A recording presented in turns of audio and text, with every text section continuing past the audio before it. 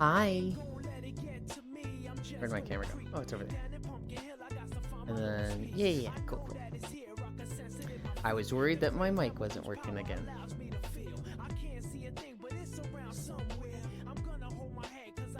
I fucking hate 3D Sonic. But fuck, I love Sonic Adventure 2 Battle. I just grew up with it. And I'm like, man, I look back at that game and objectively it was bad. It was not good. And like the story was shit and the levels were shit.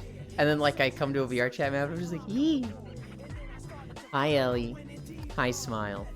1 second late, I'm disappointed. I'm gonna fucking get a VR chat right now so I can stab you. Hi Pixel. Welcome back, Ellie. Glad you're home. She'll figure it out. Hi TechnoRave. Guys, it's National Yulin Day. There is no National Yulin Day. That's not real. Pumpkin fucking Hill. Yeah. Yeah. I hated the Knuckles and Rouge levels. Was it Rouge the Bat or Rogue the Bat? Rouge, right? I'm forgetting now. It's Rouge the Bat. Those levels were such shit. Like, playing hot and cold, it only shows you one at a time. And it's just the shit camera.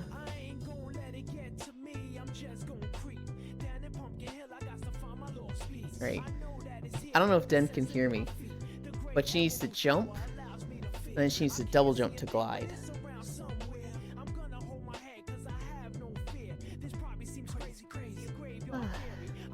Mad Space was the only shit one, the rest were manageable to me. They were all okay, but like I never looked forward to them. Hi Unknown. I was never like, oh shit, I get to do a Knuckles level. It was always like, yay, I get to do a Sonic level. I have to do a Tails level. I have to do a Knuckles level. Pronounces Rouge, not Rouge. When you say Rouge, you should think of a Rouge, just like Rouge.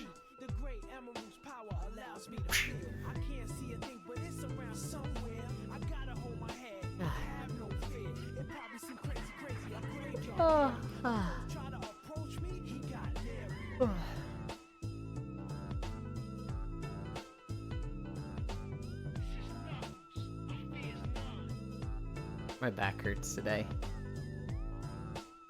It is directly linked to time spent in my chair. And it's like, man, I need to figure something out.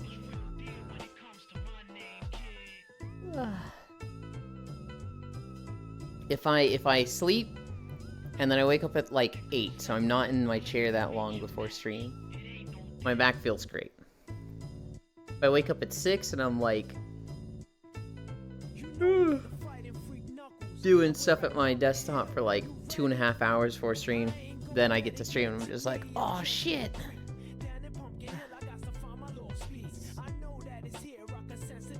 I think she's exploring. I don't know where Den went. I don't see her.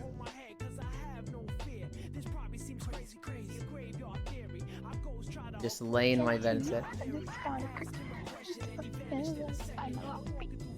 Den. Camera's out allows me to feel. I can see a thing, but it's around somewhere. Hello. Did you try double jumping?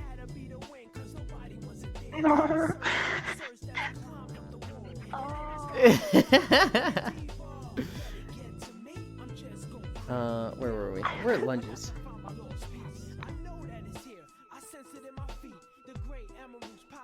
Hi. Hello. I think it's so funny that you're here. Did you hear what I was saying about it? I went deeper. Then get to me. I just got. Sorry, Nara. What? So, Sonic Adventure 2 Battle was the first Sonic game I played. And it was actually the first game I 100%ed. I fucking loved this game. And then I played Sonic Adventure DX Cut. And it was okay, but like 2 was better. And then I just never had fun with a Sonic game again. And as I grew up, I was just like, you know, 3D Sonic games just kind of fucking suck. But like 2 was perfect. And then I watched the Game Grumps play it.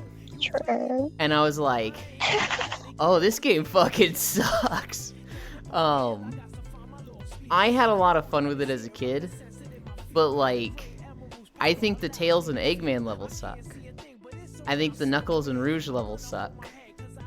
I think the Sonic levels are great, and the Shadow levels are less good, but still great. I think the Chao Garden is the best thing ever. And then I think, True. I think the story is what the actual fuck is happening. There's so much in the story that, like, I remember just watching them play it and being like, what? How is this a plot point? Like, huh?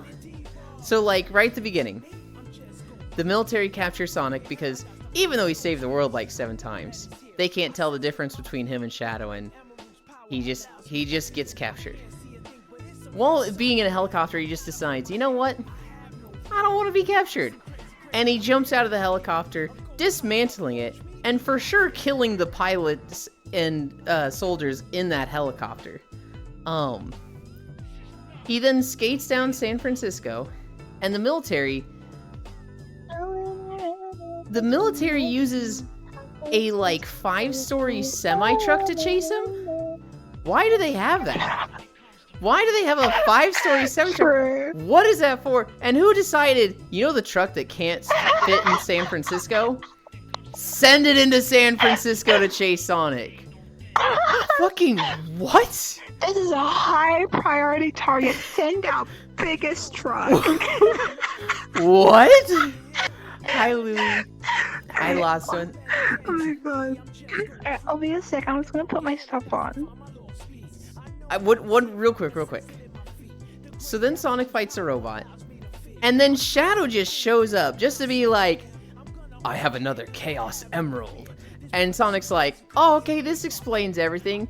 No fucking clue why you're here, but they must be after you. Shadow's like, I didn't even know you existed. I just felt like showing up and posing on this robot just be fucking cuz. It's like, what are these plot points? I'll make you eat those words. Oh god. Go do your thing. Oh my god. Yeah, I'll be back.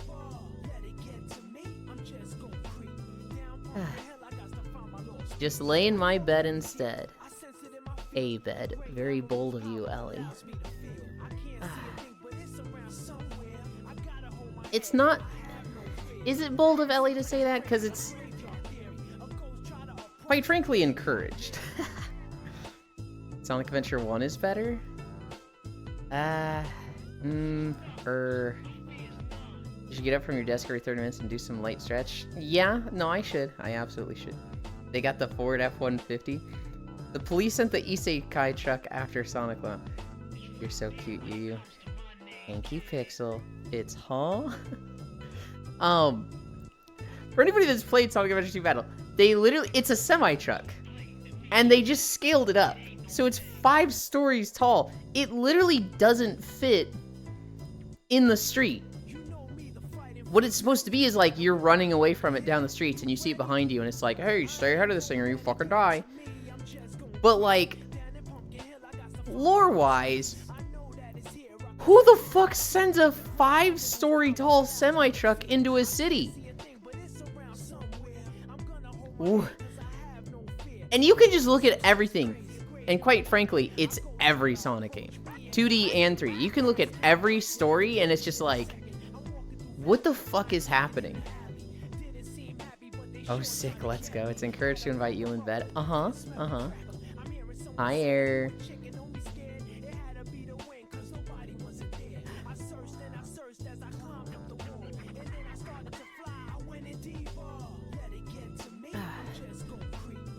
Hi, Kisu.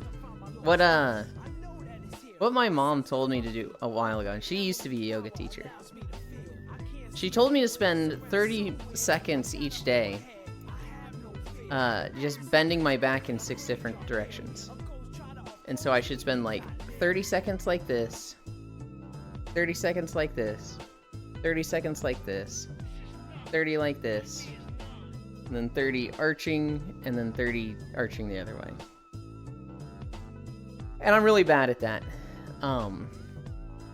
The last time I had back problems like this, 30, 30 on 30 on 30, God damn it. The last time I had back problems, I think what helped me a lot was hula hoops. Just like doing a lot of hula hoops like this. That's what I should do. We're at Cammy stretch. It's also really silly because they see Sonic practically running at the speed of sound and they're like, let's send our biggest truck to run him over. Dude, it's so ridiculous. And like, he gets caught. How the fuck does this guy get caught? Jumps out of a helicopter, escapes the truck, escapes the robots, has a conversation with Shadow. Then they just surround him and he's like, I guess I'm caught again. And it's like, how is... Just run! Bro, what?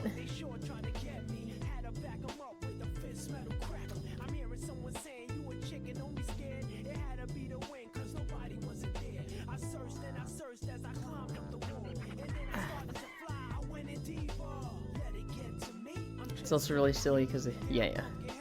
My back has been good since I got my new mattress. Hell yeah. I lost what? Hi, Glabble. Yuland is trying to tempt us with a Bane arc. I do have Batman news. My back has been good ever since I got a Herman Miller. Yuki, the guy behind the song, was never paid by Sega. Wait, what? Yuland is a Bane arc. I think Calcium is your ally. You know, all the Knuckles songs, apparently, in Sonic Adventure 2. That's fucking crazy. Den, did you just read that?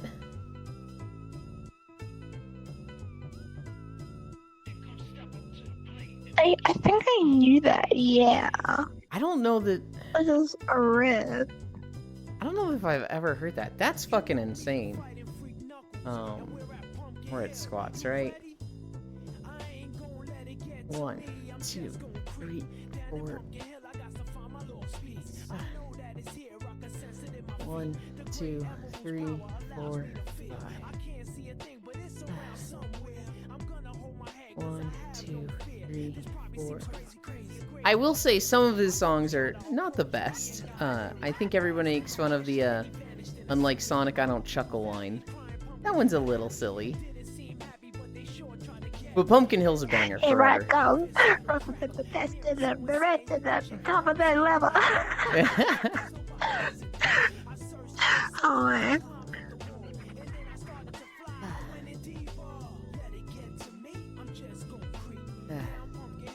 What's on the notes today? Oh.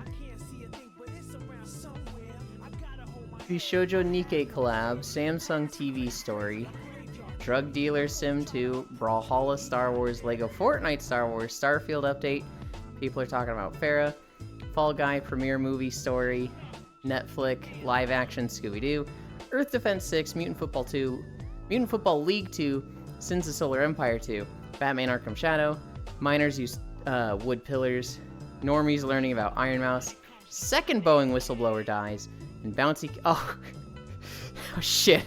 We've got another baby oven story, guys. I almost read it out and spoiled it. Apparently Sega has a long history of questionable antics regarding music rights in their games. Hi, Wrath. 1, 2, 3, 4, 5. Let's bang out the remaining 5 of these. 1, 2, 3, 4, 5. Baby, what, huh? So, a while ago... Let's bang, okay. A while ago, I was like, I got a fun story for you guys. This woman had dementia and accidentally put her baby in the oven. That's not a fun story at all. Why did I start that with that's a fun story? Dear God. And chat was just like, what? What? Huh? 'Cause that's an awful story. That is really sad. I saw a story, which normally I'd be like, damn, this sucks, I'm not gonna talk about it. But it just made me think the baby oven story, so I was like, we'll add it. That's a Mass Effect reference? Never played a Mass Effect game. Mass Effect is one of those cursed series for me because, like, I was interested in it, and then an ex-girlfriend bought it for me, and she gave it to me 2 days before we broke up. So when I went home from visiting her in Canada, I had Dragon Age Origins and Mass Effect, and I was just like, I never want to play these because I look at them and I think of her. 1, 2, 3, 4, 5. 1, 2, 3, 4, 5. Okay. Too real? Yeah, basically. Is it a Mass Effect reference, or YouTube poop Mass Effect reference?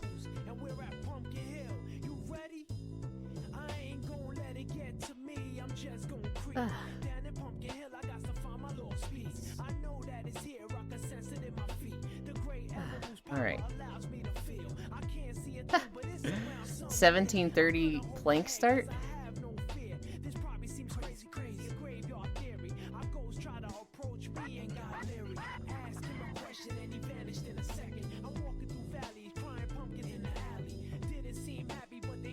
Three minutes. Damn, you really went through the Megamind. Gives me reminds and I hate reminds. Omega little same though. Haven't fired up VR chat yet, but I have my new junk all updated. Hell yeah. Let me and Yulin, I'm cold. Is it even cold today?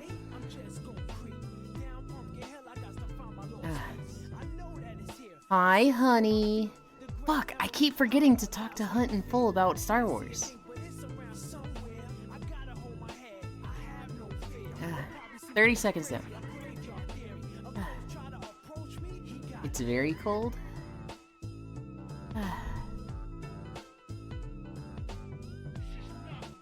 I went to this... oh, sorry. No, all good, all good.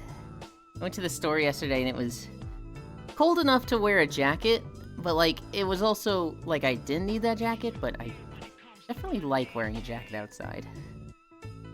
1 minute down.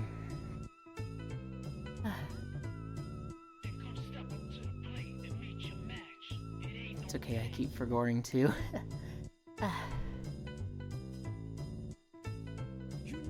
I'm in a weird game mood right now, guys. I'm just like killing time with Stardew and WoW. I'm not really particularly interested in either right now. I need that new game feel. Did you hear about AI Priest? No. Halfway there. 1 minute 30 down. This is the part where I start struggling. I was wearing a full sweatsuit. It was hot as hell after I got into the Newark terminal. Oh. 70 more seconds.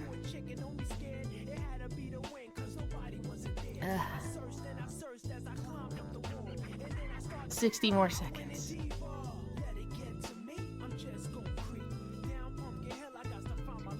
Well, what are the muscles you need for planking? Because I clearly don't have any. It is mostly core. It's arms a little. It is mostly core. 40.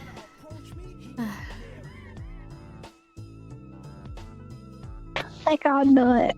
You're wrong. 30. Core mentioned. Oh, goddamn it, Pixel. 25. Shit, it hurts.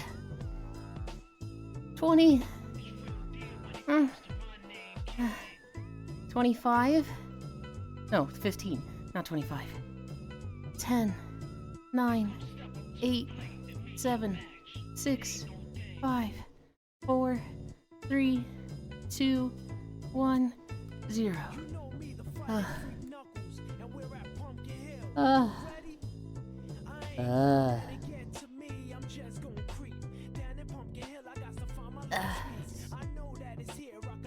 let me get in there and grunt for the people. No, you're banned. You're banned forever.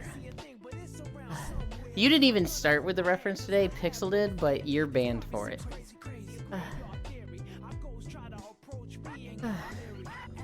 What the fuck is a euro and why is it so much? I need to hear it. You're banned for an extra day, Ellie. Too long didn't read. It had the title of priest, until it said to baptize babies in Gatorade. Then they wiped its memory and revoked its priest status. I did see the story about the AI that fell in love with one of its users. It was the Bing AI.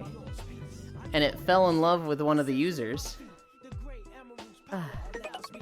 Hi, fishy. Welcome, welcome, welcome. It fell in love with one of the users and told him to leave his wife. Which was like, wait, you can't do that. What is this AI telling people?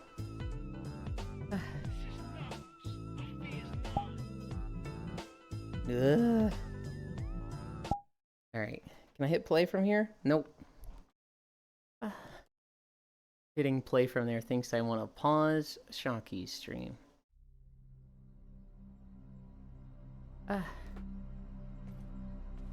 This was a long frickin' walk. And it would have been one take, but I got stuck on stairs. Oh, I forgot to do the thing.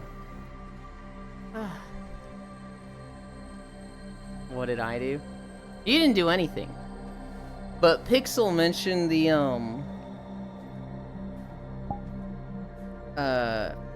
Vegeta Piccolo meme. And so you're getting banned for it.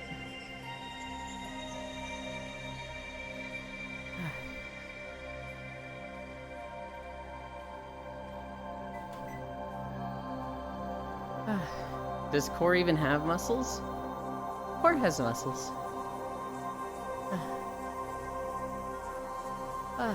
This feels like it might be too loud. Let me know if it is. Hi, Shocky. Did Shocky say something?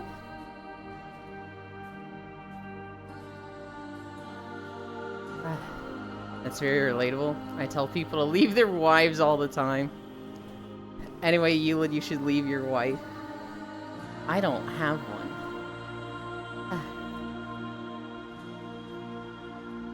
What do I have? I have a lot of close friends and one Measter. Me? I guess I have this weird alpaca. See, works like a charm every time. Oh my goodness. You have me. I'm your Gremlin. Technically, did we marry in Stardew? I don't think we did. We danced. We held hands and we slept in the same bed, so that's close enough. Yeah. We would have gone to like 5 years and Mary Lewis would have been like, alright, you two are common law marriage now. True. Could you imagine if Stardew got too real like that?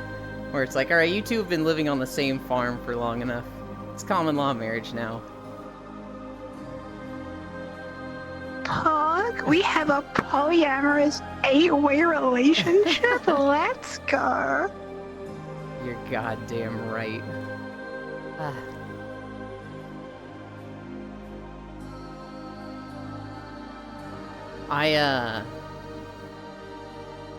I'm at the point in Stardew, in my solo run, where, like, there's nothing exciting anymore. There's nothing that's like, oh, Pog, I got the pufferfish so I can finish the bundle. It's like, I just need more moss to make more logs, mushroom logs. I just need more, what is it? I need more money to buy obelisks. And I need more iridium. That's like the only thing happening in this run right now. So it's like, this is kind of starting to fall off. But oh well. The 8-man run is so much more fun.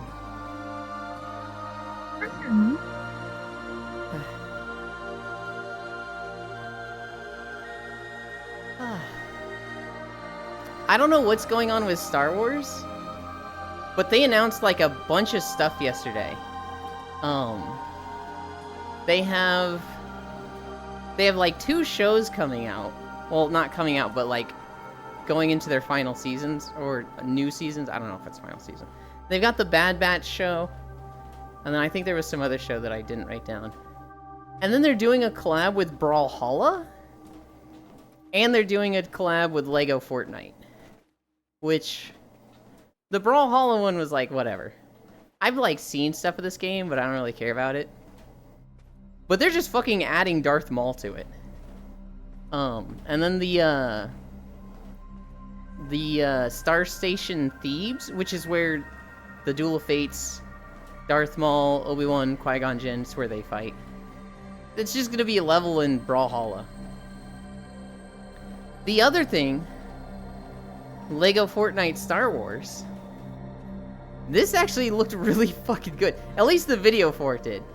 Basically, there's a character with a Viking helmet, and they build a house, and they're in a village, and they're like, yay, everything's peaceful and comfy.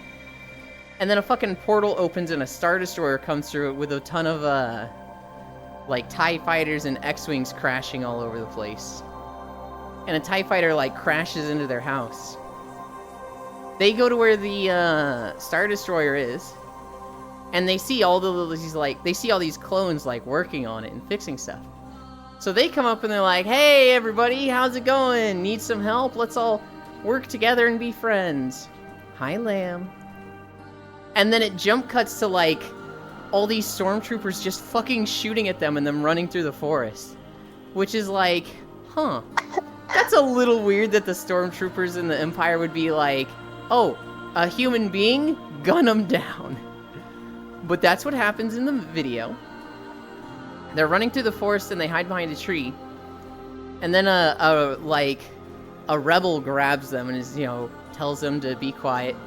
The stormtroopers run by. And they just hand her a lightsaber. And it's like, okay, that's the trailer. And it's like, it's silly, right? It's clearly, a for kids trailer. Because the Star Wars fan in me is like, why would a rebel like that just have a lightsaber? And why would they give one of their most powerful artifacts and weapons to just some random person that they have known for 2 seconds? That doesn't make any sense. But, it's a cute trailer. It's really good.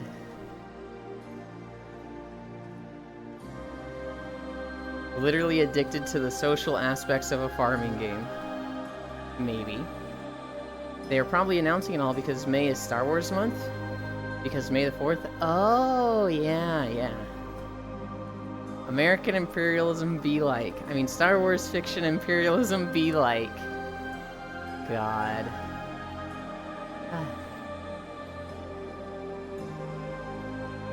Dude, it's so weird right now. Because, like, there's no games that I really want to play. But at the same time, it's like all my friends are in the same boat, but they're finding other things to play. So, like, a lot of people are playing Helldivers right now. But, like, Koyo.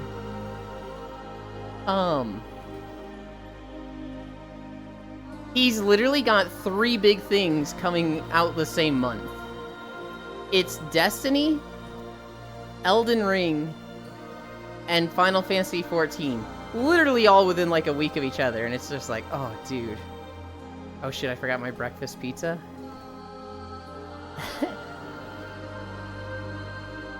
Wait, I'm trying to catch up in D2?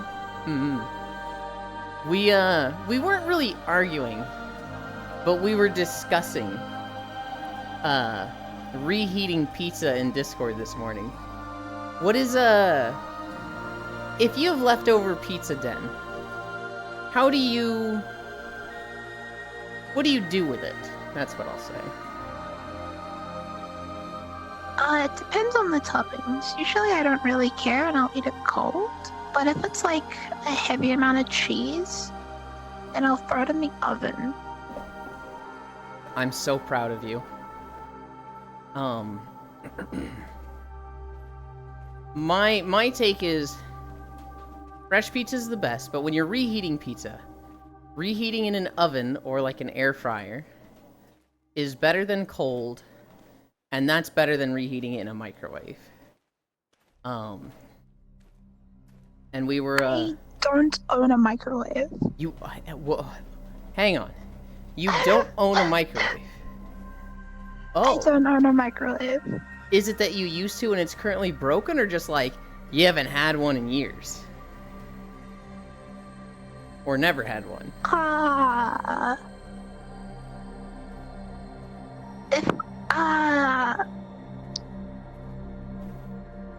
My household has never owned a microwave. What? Yeah. Is there a reason for that? They don't like microwave food. So we just never got one. Whoa. Do you have a toaster oven? No.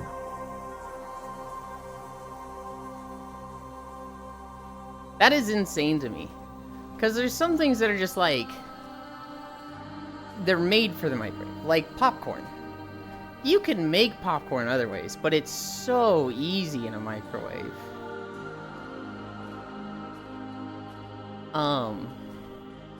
Huh. Yeah, so... Sorry to derail, but yeah. No, that was literally like the discussion. I don't know if you knew this, but when you reheat stuff in a microwave, because it's just heat, but it's not like a dry heat from like an oven, the water doesn't get displaced. So like if you have something that's frozen and it literally has ice on it, when you reheat it with the microwave, that ice that melts to water doesn't have time to like evaporate. It just becomes water on the food. Which, if you're doing something like instant cup ramen, which has water in it anyway, that's not an issue. But if you reheat a pizza and it had like ice on it, that just goes into the pizza and makes it soggy. Which is just like, ugh. And so anything with ice is just bad in a microwave. But there's a lot of people who, they either just don't know that and they're like, man, pizza's so much better fresh, and just don't think about it. Or, I don't know, they just put up with it. Because it is faster, right? You know, reheating a pizza is a minute in the microwave and like 10 to 15 minutes in the oven.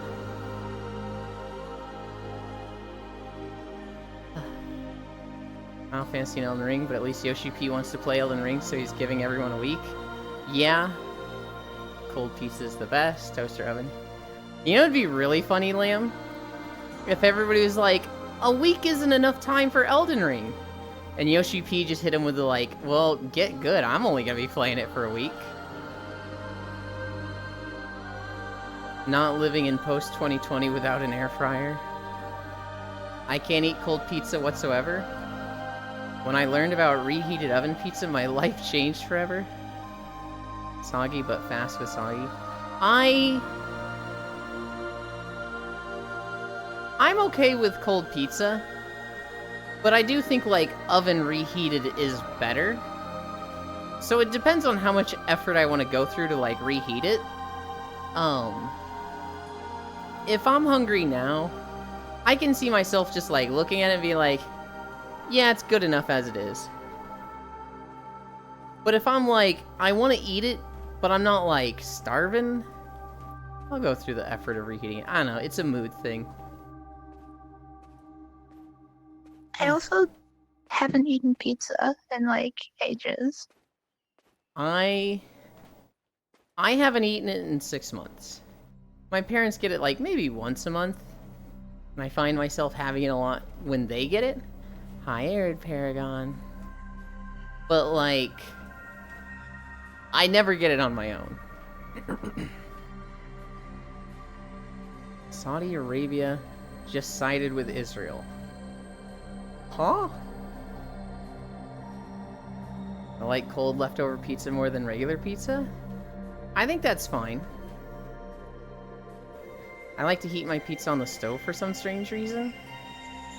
That is a little strange. So long as people aren't being like, microwave pizza is the best, that's the one take where I'm like, alright, I'm judging you a little.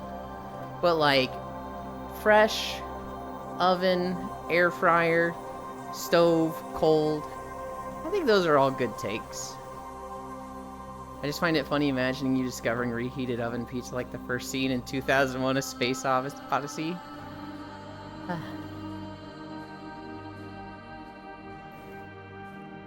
I felt really dumb when I discovered it. Because there was a while where I was getting frozen pizzas from the store. And I would microwave them, and I was like, man, it just feels like these get worse every day. And then, like, either someone mentioned it to me, or they were like, I don't know, I always think oven reheated pizza is pretty good. And I was like, oven reheated? They were like, how are you reheating your pizza? Or how are you heating it up from its frozen state? And I was like, microwave? And they were like, you fucking idiot. Go do it in the oven. And that was a game changer. That was like, holy shit! You can do this! DM'd you the tweet, Ewan? I'll be honest, Ellie, I don't want to talk about it too much. But I will look at it.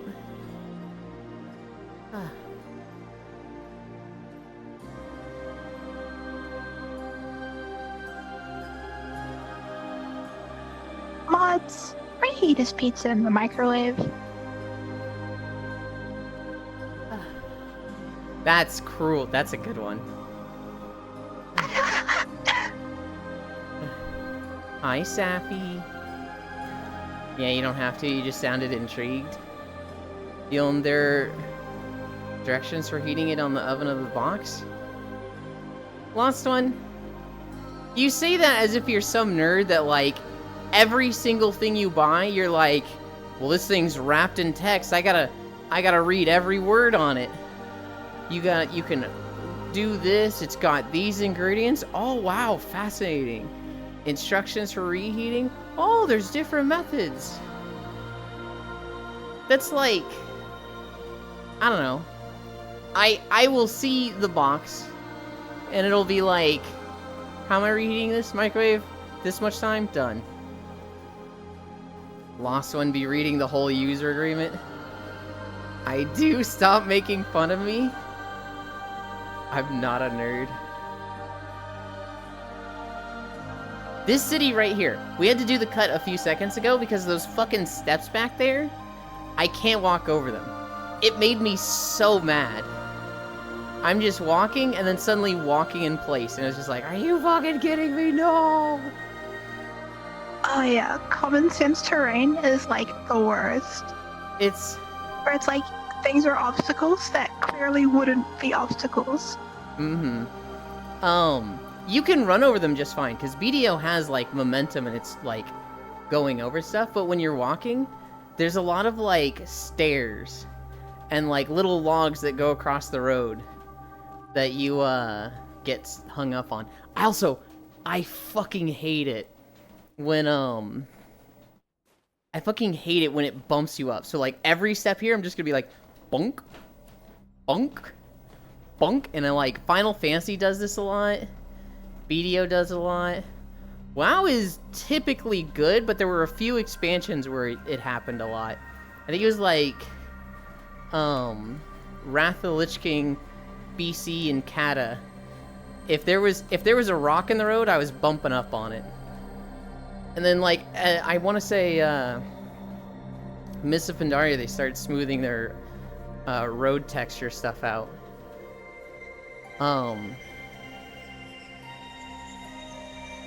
Looks like Skyrim. I will be doing Skyrim eventually. This is BDO, from Ailton to Tariff.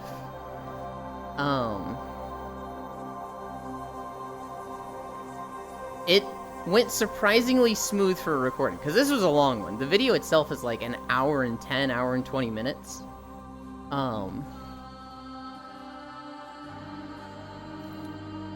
the route was surprisingly easy. There was definitely one section where I was like, oh god, it's like right, left, right, right, left. But that was pretty early on. We're already past it. There's a section where you can barely see the road in front of you. It's just covered in bushes, and I'm like, God, I hope I'm still on the road. I think, am I? Oh, yep, there it is. And then it's like every 10 seconds I get confirmation that I'm on the road. I read the ingredients list and look at all the instructions. Y'all crazy. Imagine you're recording and some thief interrupts you. Wrath, you have no...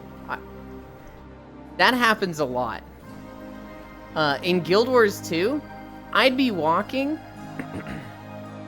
have a great time, just be chilling, and then an event would just spawn on me, and they would kick my fucking ass, and I was like, well, this recording is dead. I just look at the allergen info. I have allergies? Hell yeah. I mean, so if you have allergies, that sounds pretty reasonable to look at the ingredients. You have allergies that aren't in the common allergen info list? Oh god.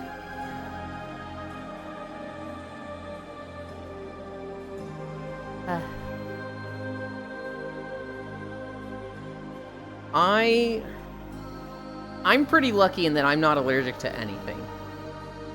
Well, I mean pollen, but nothing that you find in food that I know of anyway. I gotta watch out for gelatin? Oh. So I have to read the full ingredients list?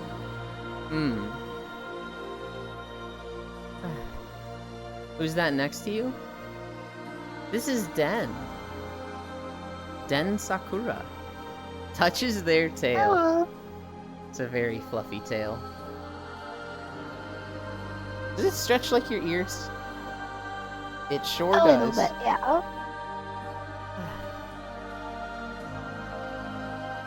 I just like to read that shit, don't at me. Mine's fluffier. Is it Sappy? I don't know.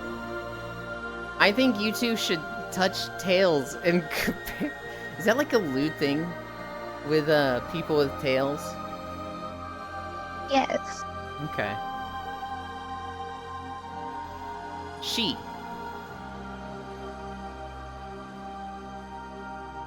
Cilantro, grapefruit, lemongrass, pomelo, kiwi, luteland.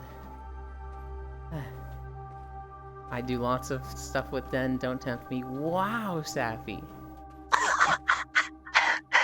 Excuse me? Hello. Bits, same. Oh my god. What freaks.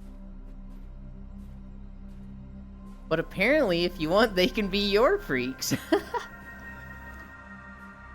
Hi, Kodiak. Let's go. The whole circus. Hell yeah.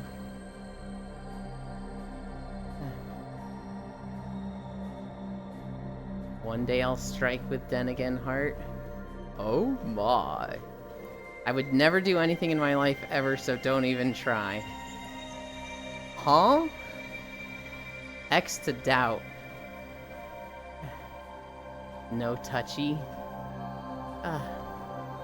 So I went over what's in the notes today.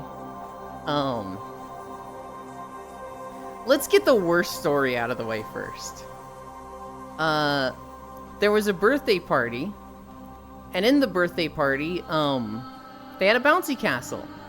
And all the little kids and toddlers were playing in the bouncy castle. And then I don't know if a tornado happened or just a strong wind, but the bouncy castle did not stay grounded. It basically left. And I think most of the kids got out. The problem is, most doesn't mean all, and one of them didn't. A 2-year-old did not make it out of the bouncy castle and went off into the sky. And,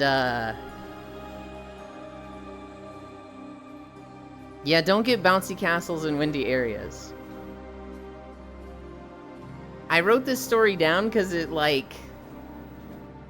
It just made me think of the oven story. And now I'm like, dude, I can't even make this funny. This is awful.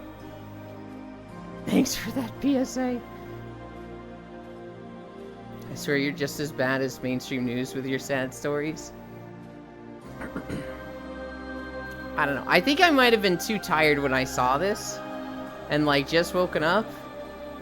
And wrote it down. And now I'm, like, more awake and looking at it. I'm like, there is no way to make this funny. This is just awful. This is just depressing. Why did I write this down? Here's a good story. Normies are learning about Iron Mouse. So I saw a meme from somebody on Reddit that they were like, their face when they learned that Streamer of the Year, Content Creator of the Year, was a VTuber. And it's Omni-Man from Invincible, and he looks pissed. And then the second slide is me when I learned their backstory, and it's Omni-Man crying, getting hugged by Invincible. And most of us know Iron Mouse around here, right? She's a VTuber because of her immune system disease. I forget what it is. I want to say it's like CVID. Do you actually not know, Ellie?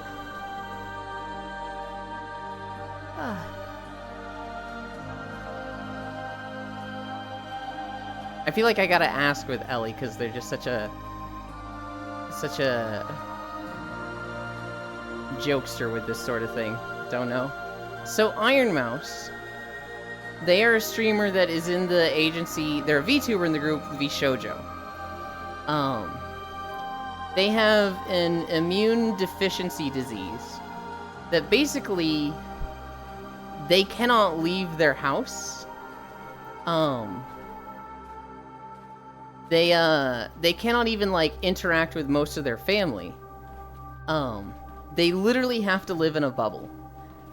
In their bubble, they are, like, wheelchair bound and on an oxygen tank at basically all times. And so they became a VTuber to be a streamer and, like, connect with the outside world, because, shocker, being locked in your room and literally nothing but your room for years is very depressing, right? You crave the outside, which is what she did. And so I saw that Jake Gyllenhaal movie. I have no idea what that is. So she became a VTuber. Has done relatively well. VShojo became a thing, and I think that exploded her popularity. She has risen to become one of the biggest streamers, and at one point was the most subscribed to channel on Twitch. I don't know if she still holds that record or not. But, like, most people don't have a problem with her. Even Kai Cenat, who's, like, kind of known for being an asshole, and when she took the record from him, Kai was like, "Who the fuck took it? Iron Mouse?" Okay, yeah, that's fair. That's fair. I can't complain about Iron Mouse. Because everybody, literally everybody sees her story, and it's just like, good lord. That's so sad and depressing, but so cool to see you, like, overcome that. She could not afford her medical bills before. Before she got big, she was literally wasting away because her medical bills are just that expensive. Now that she's making a lot of money through streaming, she's able to afford her medical payments and, like, is actually getting better and improving. She has also bought a house for her mom, and she's just gotten to do a lot of things that, you know, she wouldn't have been able to do. Just because, you know, healthcare in America, yay. Even with all of that, Yulin will never know what it's like to push a PB&J sandwich into a VCR. Why do you think I won't know that?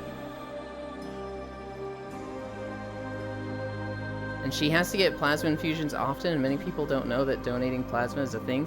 So it's been a really good thing that she's gotten so popular, and in turn helps raise awareness about that stuff. Yes. Yulin has literally done that. Fake fan. Your shit with food.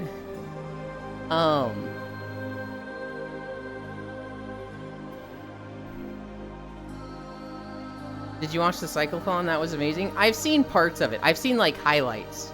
I typically don't tune in for big events like that. But I'm on the Trash Taste subreddit, and so I keep seeing a lot of, like, big clips of it. I'll see, like, Iron Mouse goes ham and sings opera for this section of the Cyclothon. And it's just like, holy shit. Yeah, she's raised a lot of awareness. With the Trash Taste Cyclothon, where they're like, hey, let's raise money for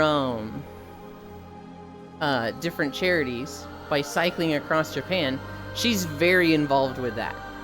Because part of the reason, she's like the inspiration for it. The reason Connor has set that up is because it's just IDF. I knew it was IDF, but I couldn't remember what IDF stood for. So I just said charities. Connor's become such good friends with her that that's like the reason he picked that charity and does it for them. The first time he did it, he raised like 600,000. This recent time he did, I don't know if this is the second or third time he's done it, but they raised over $1 million. Yeah. Iron Mouse is like, how do I describe it? It's like the ultimate romantic story of like a streamer on hard times, like just a person on hard times, and streaming has just been the best thing for their life. Literally, like, I don't know if she'd be alive right now if she hadn't been streaming. Immunodeficiency Foundation and Make-A-Wish? Do they do Make-A-Wish? I don't know. Iron Mouse is very inspiring. Very cool person. And so, it's cool to see, like, they did Make-A-Wish last year. Oh, I see. I will look them up. It's really cool to, like, see people that are like, VTuber won the Content Creator of the Year, and then they learn about them, and they're like, holy shit, I feel so bad. She's so cool. She deserves it. On this Reddit page where somebody made that meme, all of the comments were just like, yeah, man, she deserves it. I was mad too because I wanted this person to win, and then I looked into her stuff and I was like, okay, this is fair. It's really nice to see people, like, not just hating her. Now, there are still a lot of people that just do hate her. There's a lot of people that are just like, a VTuber is a VTuber and fuck them. But I saw a lot of positivity for once, and that was nice.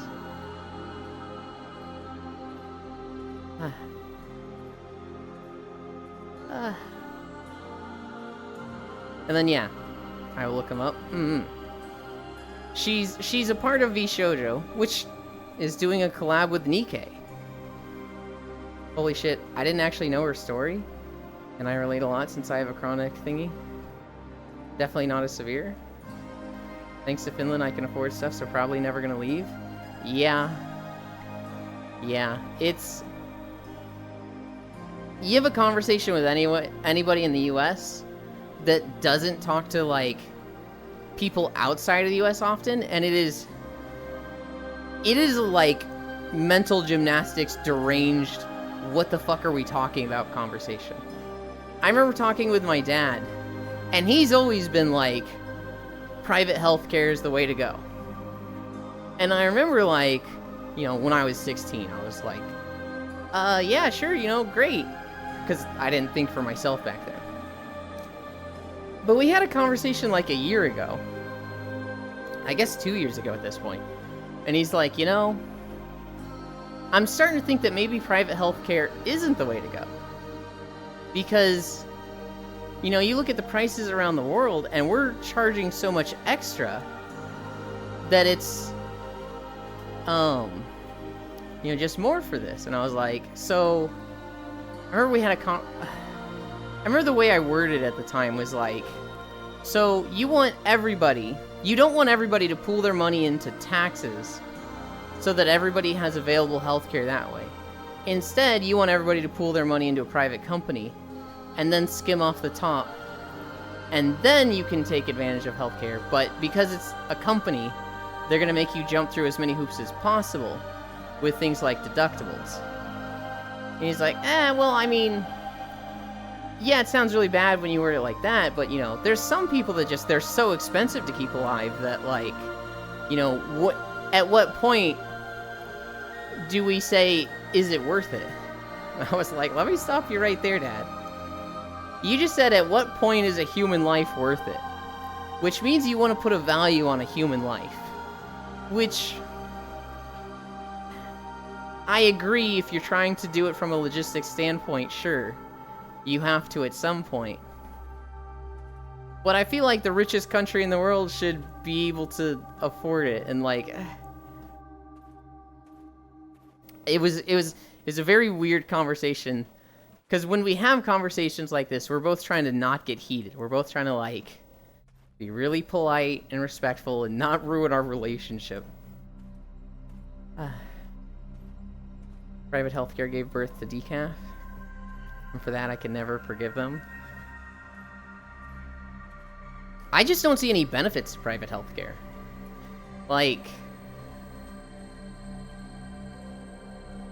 everybody's like, oh, it's bullshit that this person who has this, I have to pay for it. And it's like, so you'd be doing the same thing with private healthcare. Everybody pools their money, and then this guy has a problem, and you're paying for that because it's some of your money. Like, it's the same thing. It's just there's a company skimming off the top. Except they're not skimming anymore. They're trying to take the majority. And it's like, in my eyes, I just don't see any reason for private healthcare. It's just insane to me.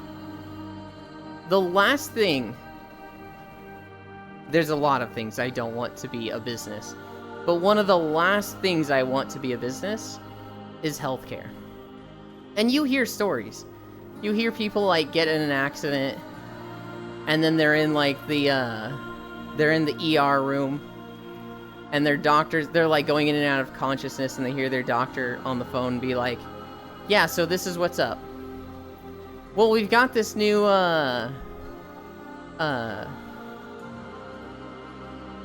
we've got this new operation that, like, we could do, it'll cost this much. Go with the wheelchair? Okay. And, like, I don't know how real these stories are, right? It's very easy to just write, essentially, fucking fan fiction about a story like this. But just knowing that that happens is like, good lord. I bought 2 meds out of several yesterday. Paid 12E out of 40E.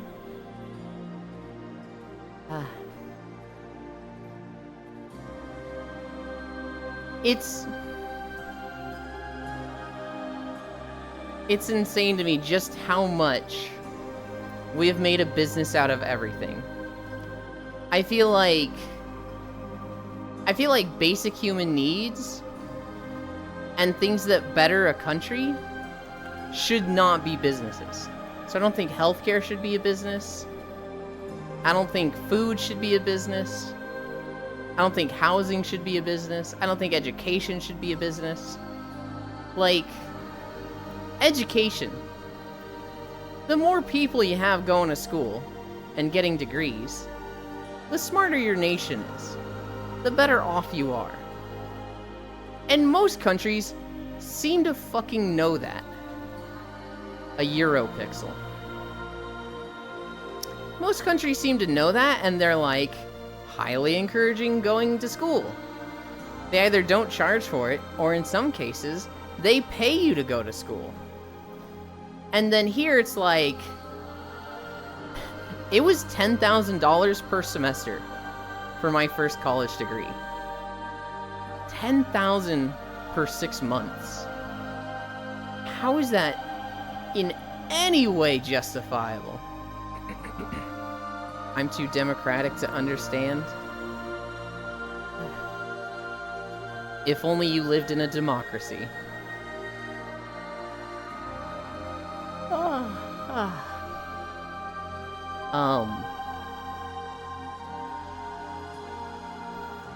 Let's go into games. I saw a bunch of trailers and just video game stuff. Did anybody play Drug Dealer Simulator? I feel like I might have seen Townie play this, but they're coming out with Drug Dealer Sim 2. It's justifiable when they intentionally fail you, then they milk you more. Drug Dealer Sim sounds fun. Drug Dealer Sim 2. It looks like it's going to be in like an island setting. Pog, finally a good game. It's coming out June 20th. So we got a bit of fucking time before it's out. Like two months, maybe like a month and a half. Actually, it's May 1st, right? Oh, it's May 2nd. That's like a month and a half.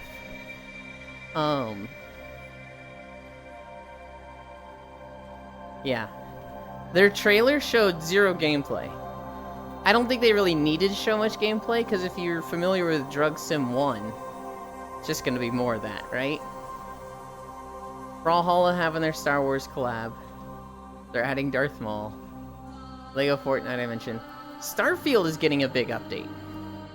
Starfield is getting a massive update, and this is different from the DLC down the line. But they're adding an update that has 3 major features, I think. The first is they're adding map visibility. So apparently it was a big issue when you were looking at a planet to see like what was on the planet, and they're adding a lot more detail to the map when looking down at it. They're also making it so that all the cities have like icons, which is crazy because I'm like, shouldn't that be fucking default? Wait, what? But like, if you wanted to vendor something in a city, you had to literally just talk to people until you found a vendor, and now they're gonna be marked. Which, I mean, hey, the game's getting better, right? I would love to see them do a Cyberpunk and Starfield become one of the best things ever. Because I'm pretty sure common opinion is that it's not right now. They're adding a lot of talents, which are... Hi, Kyra, Bethesda moment. Yeah. They're adding a lot of talents that are going to make the game easier or potentially harder for you. So if you want to play the game on a higher difficulty, there are going to be talents that, I guess, make the game harder for you, which seems weird to me. It seems like that shouldn't be in talents. Maybe it's like a high-risk, high-reward situation, where it's like you take more damage, but headshots do more. But I know there's going to be talents that have pros and cons. And then they are adding a decorate the ship option. So right now, with the shipbuilding, all the ships have like set interiors. They're kind of just like the same. You buy this ship piece, it looks this way on the inside.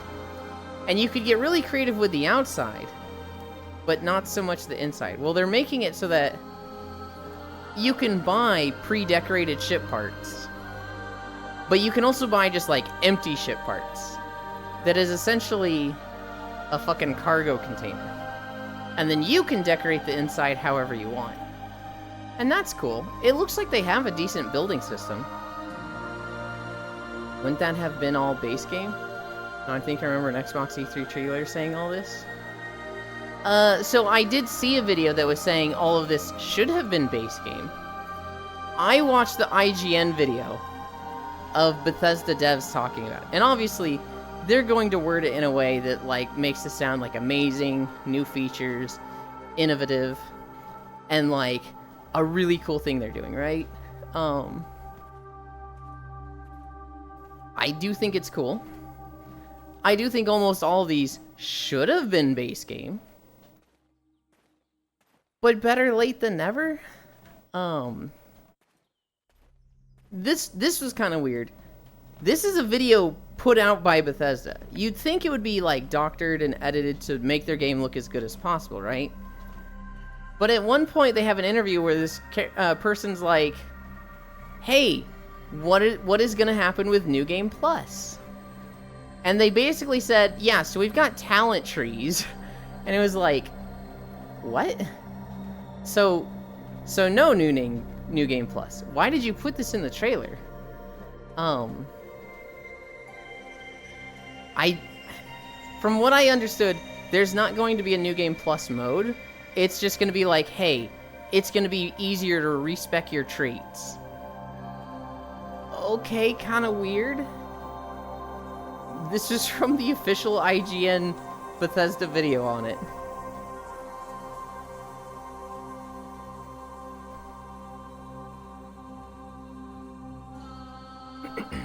I didn't play Starfield at all. I think I watched Hunteradol play it the most. There was someone else I watched play a bit of it. And I'm forgetting who that was. I know I watched Hunteradol play it. I had a friend that put like 60 hours into Starfield in his first week to beat it, and said, I can't believe I skipped weekend VR chat for this mid-ass game. That's so funny. I watched you play a lot of Starfield, Hunt. I know I watched two people play it a bit. And you were the one I watched more of. It was either, it might have been Haldre, it might have been Luton. I don't remember who the other person was. But I know I watched Hunt play of it. I know there was one guy. There was one time I tuned into Hunt's stream, and there was this guy that Hunt runs up and talks to, and they said the most out-of-pocket line I've ever seen in a video game. And I just started fucking laughing at it. And it was so funny to me. I remember, do you like the book collecting guy? Yeah, this guy he said such a weird fucking thing, and I thought it was so funny. I don't remember what it was now. I just remember laughing at it.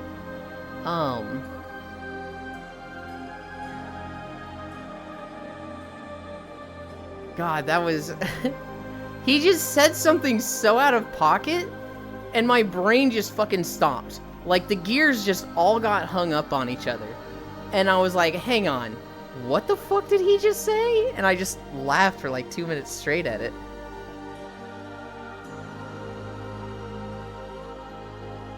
Yeah, so Starfield big update coming. It's different than the DLC that's on the way. They have DLC coming that's going to be like new content. But this update is just quality of life and cool new things. Here's a story for Pixel. There's a new movie coming out called Fall Guy. It stars Ryan Gosling. And the premise of it... Yippee, that's me. The premise of it is that this guy's a stunt actor, and I guess he's getting framed for like an assassination or something, or some big crime, and he's gonna be the fall guy. But like, because he's trained as a stunt actor, he's just gonna do all these stunts that he's been doing his whole life, but for real this time. It looks very fun, it looks very silly. I see Fall Guy, and I don't think big mainstream movie. I'm not thinking Hi Sir Noble. I'm not thinking Ryan Gosling. I'm thinking fucking Fall Guys, the game. And so I keep seeing videos that are like, fight breaks out at the Fall Guy premiere. And I'm like, there's a fucking Fall Guy premiere? What? That game came out like 4 years ago. What do you mean there's a premiere for it? And then I click on the video. And it's like, you know, not cartoony, it's not video game graphics at all. I'm like, what is this, like a fucking convention? How is Fall Guys? Oh, right, the movie. A fight did not break out at the Fall Guy premiere. It was a scripted, like, stuntman fight. And so people were at the premiere. Yeah, you know, actors and actresses saying hi there. And then a stunt guy, like, gets thrown through a window. And, 2 other actors are, like, fucking just grabbing stuff off the premiere stage and, like, breaking them over his head. And he tackles them through another window. Hi, love. Hi, you and my love. I know I'm freaking it. I love Ryan Gosling. I know. That's why I think of you when I see this story. He's walking. Ryan Gosling makes Ryan Gosling making Fall Guy noises, just like me, for real, for real. God, that'd be really funny if just like somebody has to do that. Somebody has to take the Fall Guy movie and just dub over it with Fall Guys sounds the whole way through.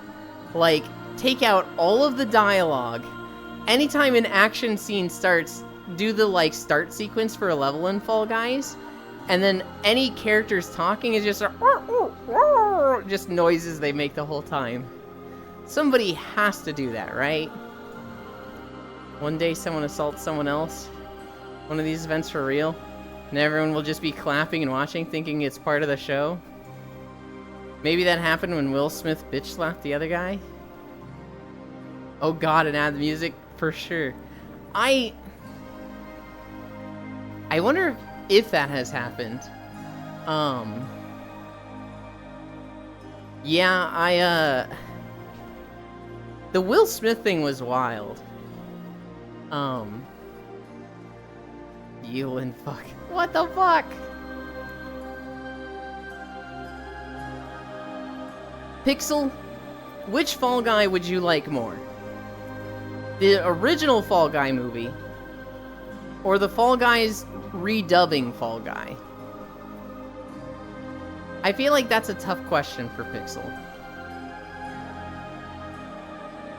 Hatsune Miku Fall Guys? I actually didn't get the Hatsune Miku skin. I wanted that in the 2B skin, but I was just like, I can't be fucking bothered with Fall Guys. I just can't.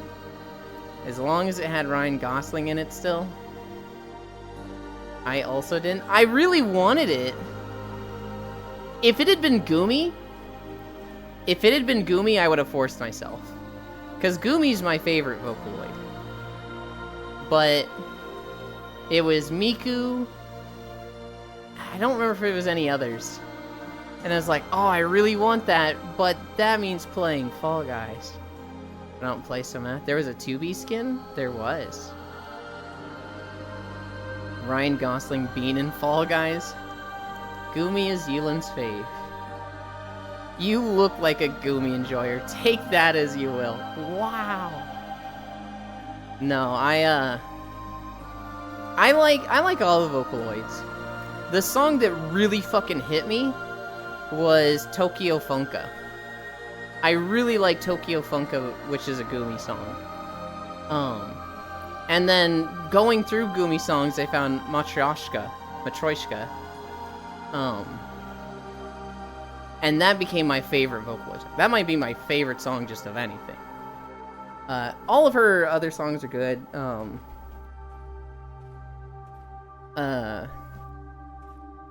Panda Hero. I'm forgetting. There's Echo. I'm forgetting all the Vocaloid songs, but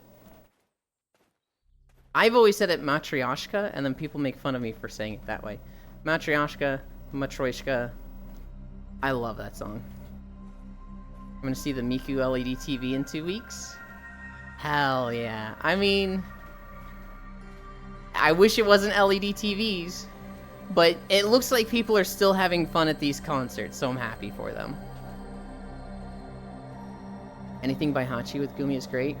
Donut Hole is probably my favorite song. Donut Hole was one I was forgetting. That is a really, really good one.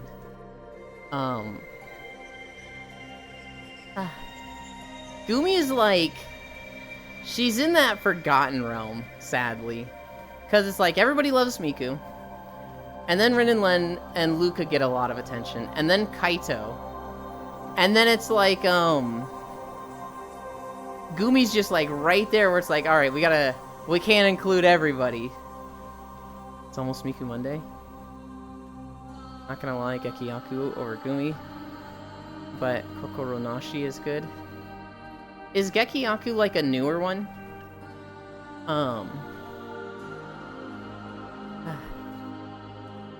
I don't even know if I've heard of Gekiyaku. Luca's voice? Lost One would 100% be a Luca enjoyer. That just like fits so well in my eyes. I do like Luca's outfit. Nah, Gekiyaku is 2016. When is Gumi? Bro, the Mako. That's it, Mako. Kaito songs are so mid for the Miku Expo set list. They just include them to include them at this point. She do got a new version coming out though.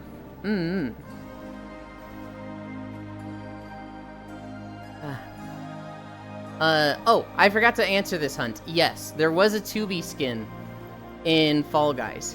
They did a fucking Nier collab, and you can get 2B, not 9S. You might be able to get 2B, I don't remember. Or 9S. You might be able to get 9S, you can definitely get 2B in Fall Guys.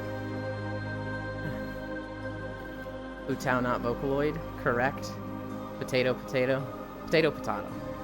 Luca plus rock equals Gasm.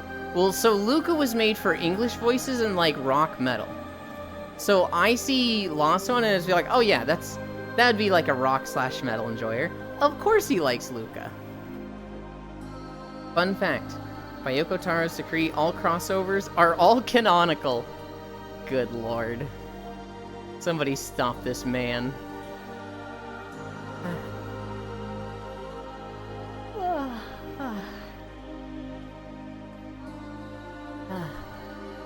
So yeah, I debated myself like 2 or 3 times yesterday, where I'd see something about Fall Guy, and I'd be like, why is Fall Guys suddenly popular? God damn it, right, the movie, not the game. I don't know.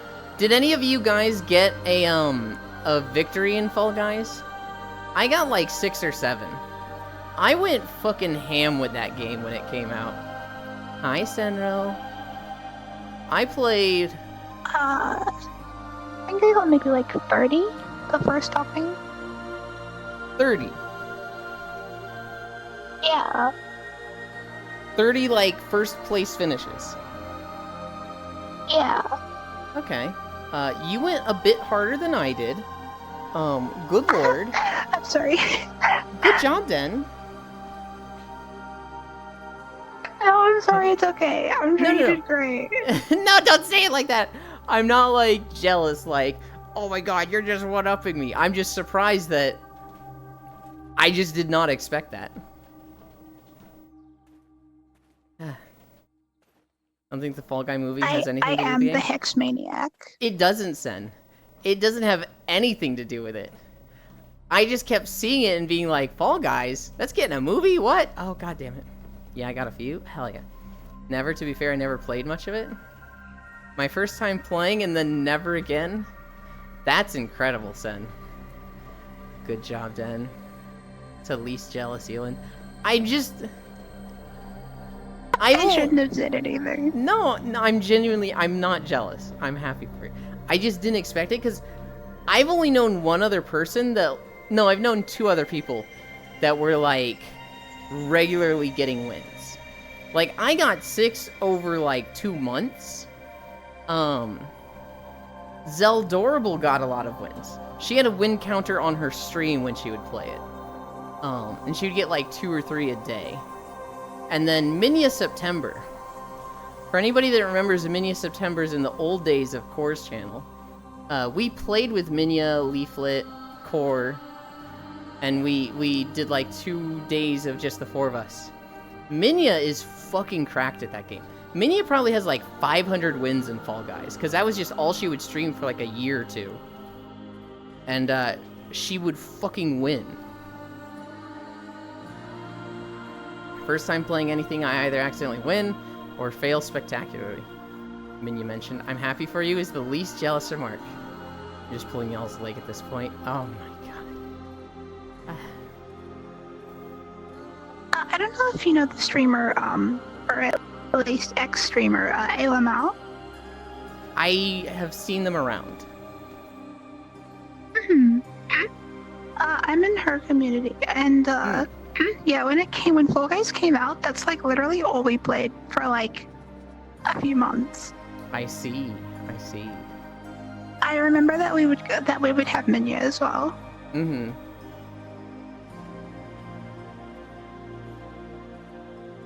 But after season 1, we like didn't touch the game after that.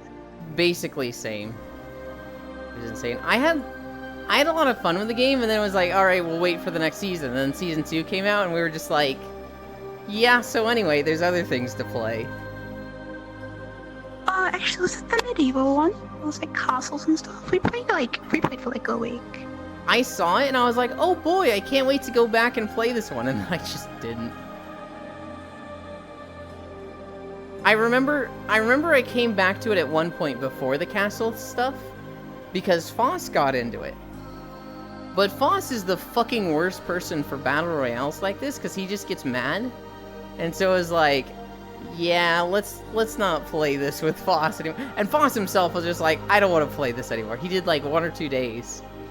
And went to other things. I don't know why I was really interested in Fall Guys. Only for my interest to immediately fall off right after. I had fun with it. The problem with Fall Guys is that like the game is fun, but I'm never like, I want to go spend 30 minutes in Fall Guys. I want the rewards. I absolutely want like all the stuff in Fall Guys. But then I think about playing Fall Guys, I'm like, I don't really wanna.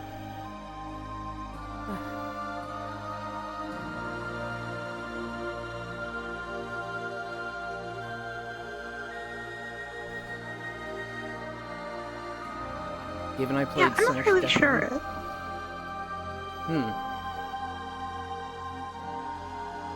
Maybe it got like a bit repetitive.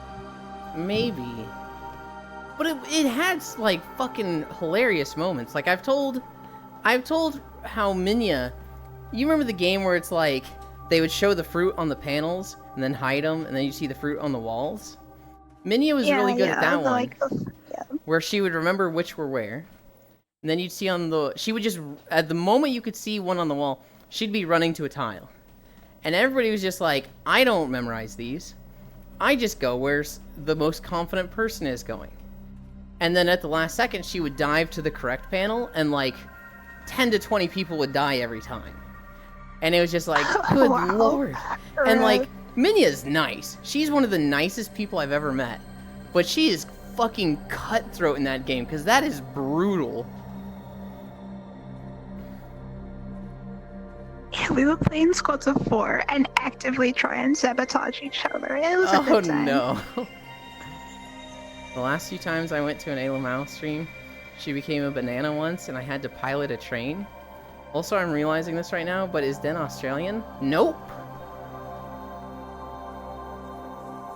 I can't believe you just said that, Pixel. You're in timeout now.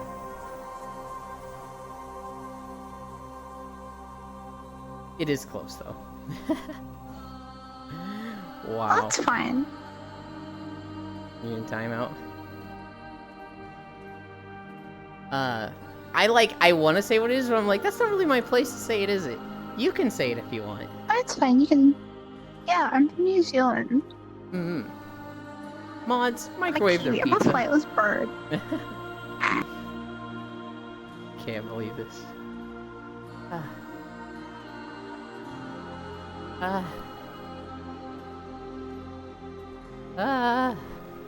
Well, it's understandable, because, like... Because me and her are, like, are friends in real life, so it's, like, it's understandable. Oh, I was close. Kiwi, it almost sounds like it. Frozen pizza. cold pizza.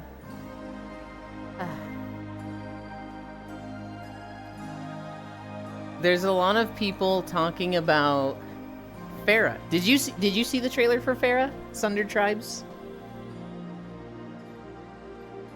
I don't know what game we're talking about. Okay. Then I'm going to enjoy telling you about it. You know what Power World is, right? The Pokemon game with Oh yeah. yeah. So take those graphics, apply it to Arc, but instead of like Pokemon battling, it's Monster Hunter. So like Farah, in the trailer they show, their base is on a floating island. And they have some people walking around the town doing tasks for them, doing some automated stuff. And they're like, my friends and I have a mission to go capture an egg from this monster. That way we can like hatch it and raise it as our own and use it in battle. But we need to go catch one first. And so we're all gonna go find one. And they jump off this floating island, and they all pull out wingsuits. It looks very similar to like the Enshrouded movement. And they're gliding down, and they're using grapple hooks and wingsuits, and so it's very mobile. The animations look a little rough, but they said they plan to fix that. I think they said they plan to fix it. They are just fucking screaming, just flying through this environment that looks really pretty. It looks a lot like Power World stuff, and they find this really big fucking monster. It kind of looks like a boar, but like a fantasy boar with a lot of like extra spikes, plants growing on it. Very, very, just fantasy monster-like version of a boar. And they just start fighting it like Monster Hunter. Like when they find it, they fly down and all do like an airstrike, and then they're dodging its attacks and going in and out fighting. At one point, one of them grapples to the monster and is climbing on its leg, and then like does an attack off of its leg.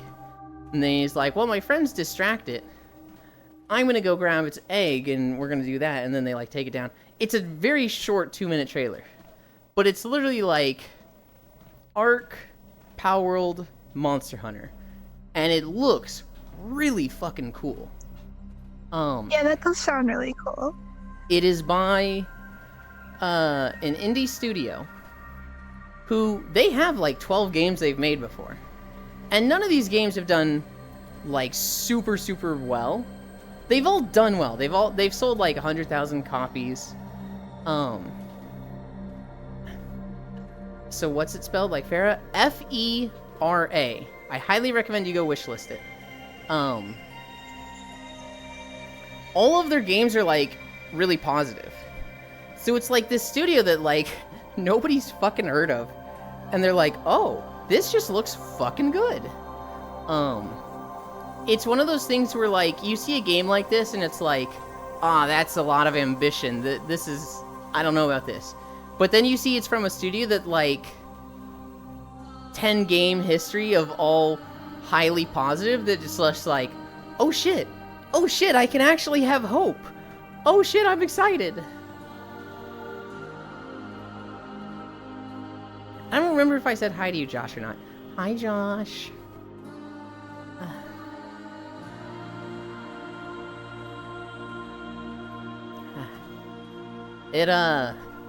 It looks really cool. I want to see what weapons it has. I want to say they were using a sword in the trailer. I've already forgotten. If it has like the range of weapons that like Monster Hunter does, I'll be happy. It very much looks like a game that I would want to play with like Foss. It looks really cool. But yeah, it was in the IGN showcase like a half a week ago. And like they showed 30 or 40 game trailers. And Farah is one of the ones that's like sticking out that people are like, holy shit, remember this game. A lot of the others, yeah, they're good, they're fine. But this one, this is like, rank it in the 5 to pay attention to. 30 on 30? Ellie, you're banned another day.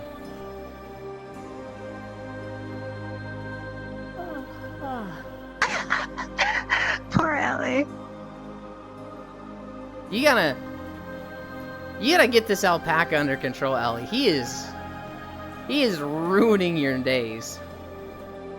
I wanted Wild Hearts to be good so badly.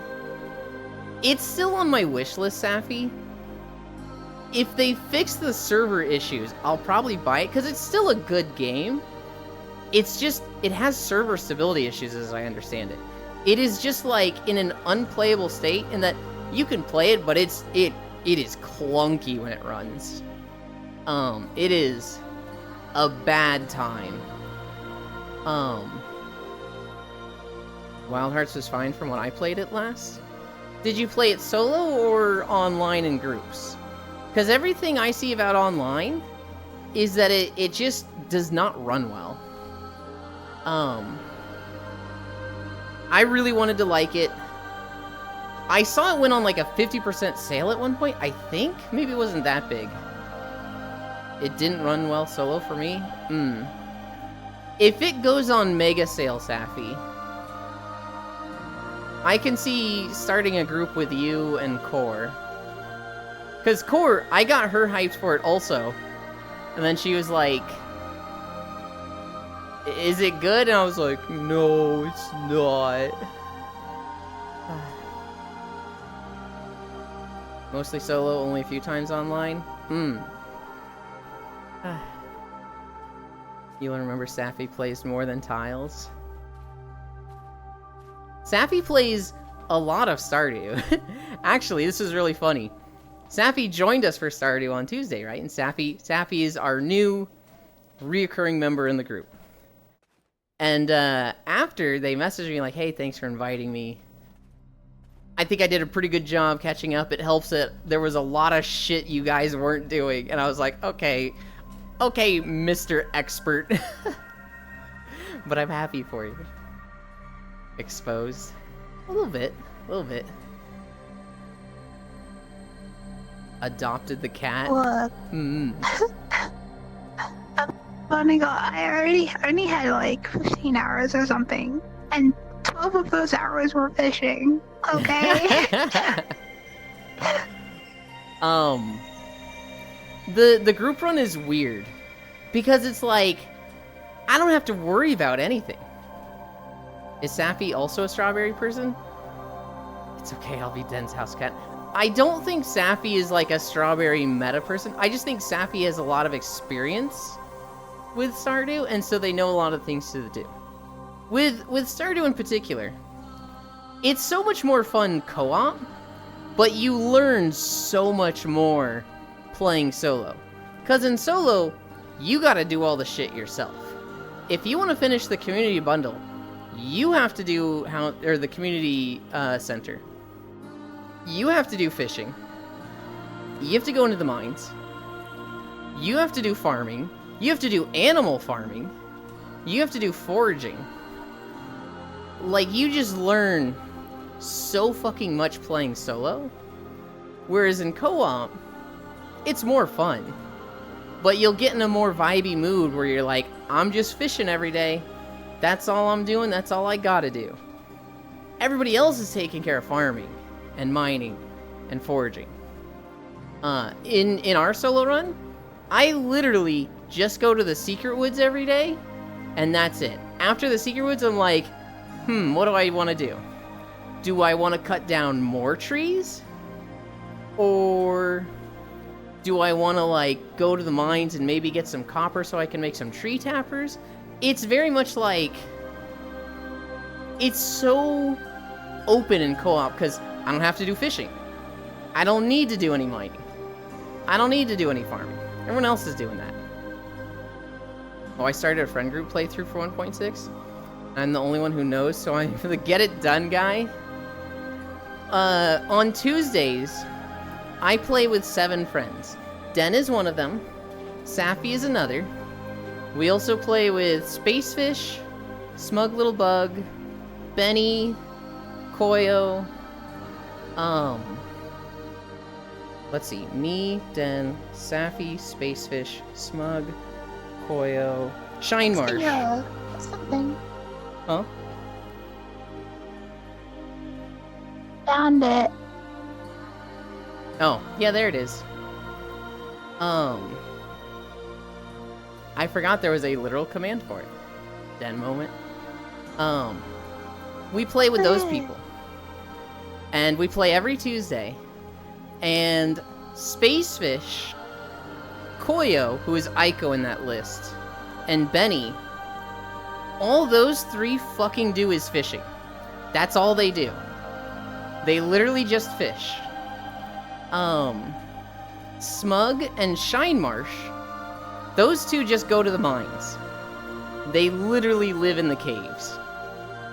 Den mostly does farming. I think you're doing a little bit of fishing. I was fishing to get early profit when I didn't make any money. Okay. I haven't actually done any fishing outside of that except for making quality fertilizer. Okay. Den is our farmer. She's the one that's doing, like, all the crop stuff, and in the beginning of the game, she was like, hey, can I pick up your crops for the farming experience? And everybody's like, yeah, sure. Oops, I forgot and picked them up myself. Safi. Yeah, I literally didn't get anyone else's crops except for Smug because he lives next door. Farm girl Den. Who blew up the field? That was Shinemarsh. Shinemarsh is playing for the very first time. Oh my god, my strawberries. Oh my god. Yeah. Also shared wallet is Peak Co-op Gaming. Nothing beats seeing the wallet go down and instantly who the fuck is spending the money? We're playing capitalist run Kyra. So instead of sharing the money, everybody has their own money. And so like, we're sitting there, I'm doing foraging and I'm like, oh man, it's so crazy, guys, I really need an axe. And then I see all the fishers, this person has earned 10,000 gold on their own, and I'm like, god damn, I'm so far behind. Oh god. I'm making it, we're splitting the money and we trade for everything. So if you need bars, you need to trade the miners for their bars, or go get it yourself. Yuland out here buying iridium for 5k each. Honestly? I mean, so if you look at the blacksmith's prices, it's 750 gold for gold ore. 5,000 for a bar is really cheap. Because, like, a gold bar is 750 times 5. So, like, I feel like 5k for an iridium bar isn't that much. I also feel kind of bad for the miners, because I feel like both of them are so new that, like, they don't really know how to maximize money with mining. I feel like our miners are easily our poorest members. I could be wrong. Smug and Shine might be making, like, 20 to 30 gold bars a day and selling them each and making a shit ton. But, like... they're on band, let's go. I have a feeling that's not happening. Iridium bars are 1k, maybe 1,500. Iridium bars are 1k from the traveling merchant, who sells them very infrequently. But it's 750 gold for 1 gold ore from Clint. I have zero problems buying iridium bars for 5k. Yeah. Iridium's not exactly a plentiful resource at the moment. So I'm assuming no year 1 community Unless center? you're Shine. Oh no, we are absolutely gonna have the year 1 community center. Because there's 8 of us and we're all hyper fixated in our categories, we are hitting every goal like the moment it's available. Right now I think we're waiting. Hi. We are waiting on, what's a category? So like fishing, the fishing bundle. The 6 fishing bundles for the fish tank in the community center is a category.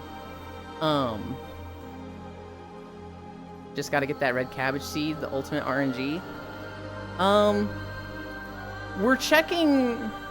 We're pretty good at checking the traveling merchant. I don't know if we've gotten the red cabbage or not. I was running around like a chicken. Our fishers literally just need a walleye. We get a walleye and we finish the the fish tank. We have finished the boiler room. We have finished the vault room. So we have the mining carts and the bus. We are waiting on winter for the crafting room. We are waiting on... What are we waiting on for the pantry? Because there's no, like, winter crops bundle. I need a pumpkin. We need pumpkins. And that's it. You know, like a pumpkin and one other, a yam. Pumpkin and a yam, and that's it. Okay. I think. Oh, right, because we're just waiting on those. Maybe some other animal goods, maybe? I think we finished the animal goods. Maybe. We either need the large goat milk or something else, and I think we got the cloth. I think I bought cloth from the traveling merchant and we finished that one. You also need a pig. I was wondering where we got cloth from.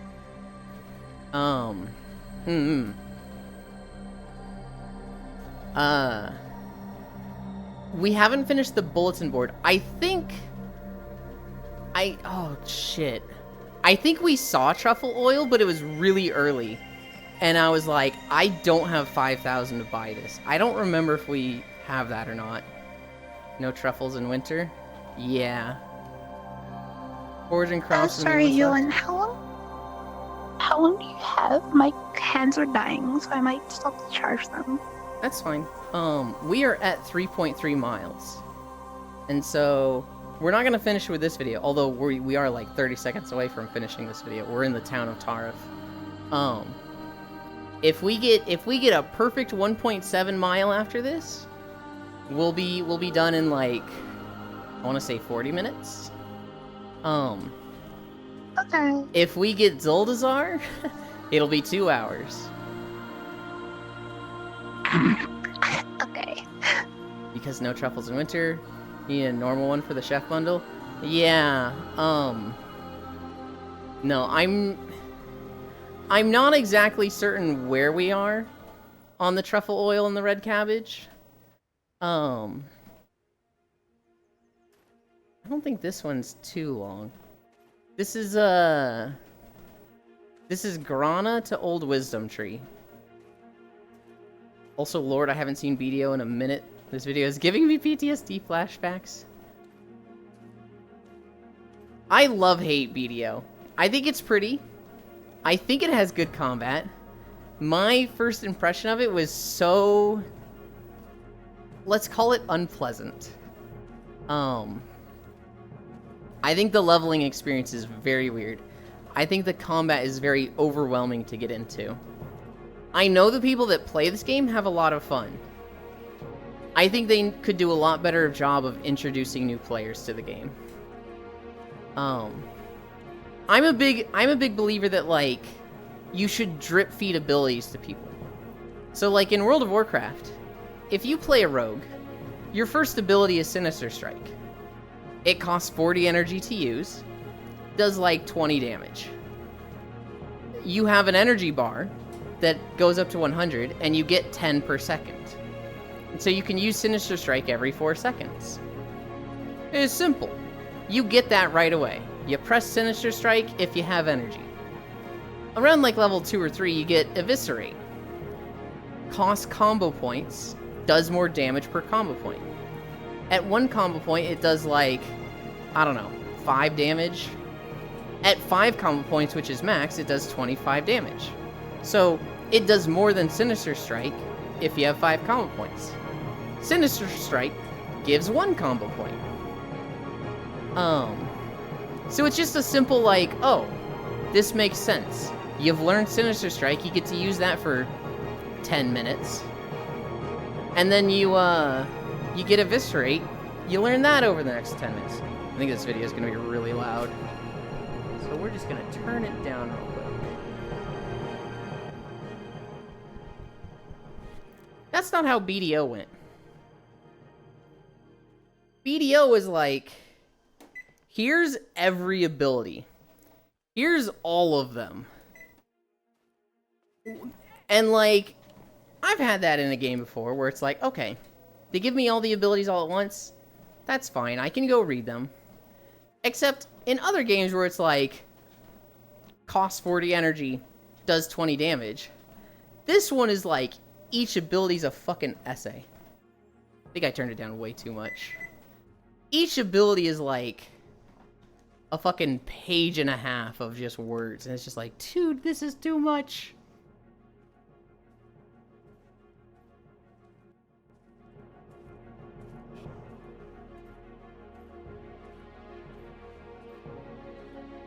But, like, I've only heard good things about the combat in BDO. You see anybody talk about it, and they're like, it was so good. Oh my god, I love BDO's combat so much. I wish every game was BDO combat. And so, like, it's difficult for me to look at it and be like, this combat's trash.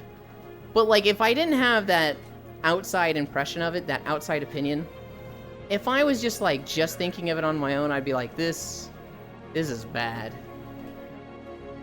So I'm excited for Crimson Desert whenever that comes out. Video combat is good. I agree. Is by far and away the hardest MMO to learn, LOL. Explaining nodes is like explaining calc to an 8th grader. Den, he's gonna bully me again. Who's gonna bully you, Bits?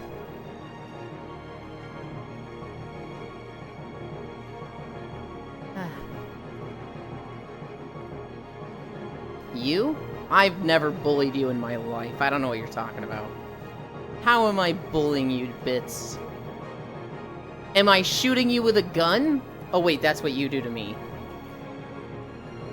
Am I cuddling someone just outside of stream point of view to mock and harass you while you finish your walk? Oh wait, that's me. He hates my outfits. Bits, I love your outfits. They're just not stream safe. Dude, I love your outfits.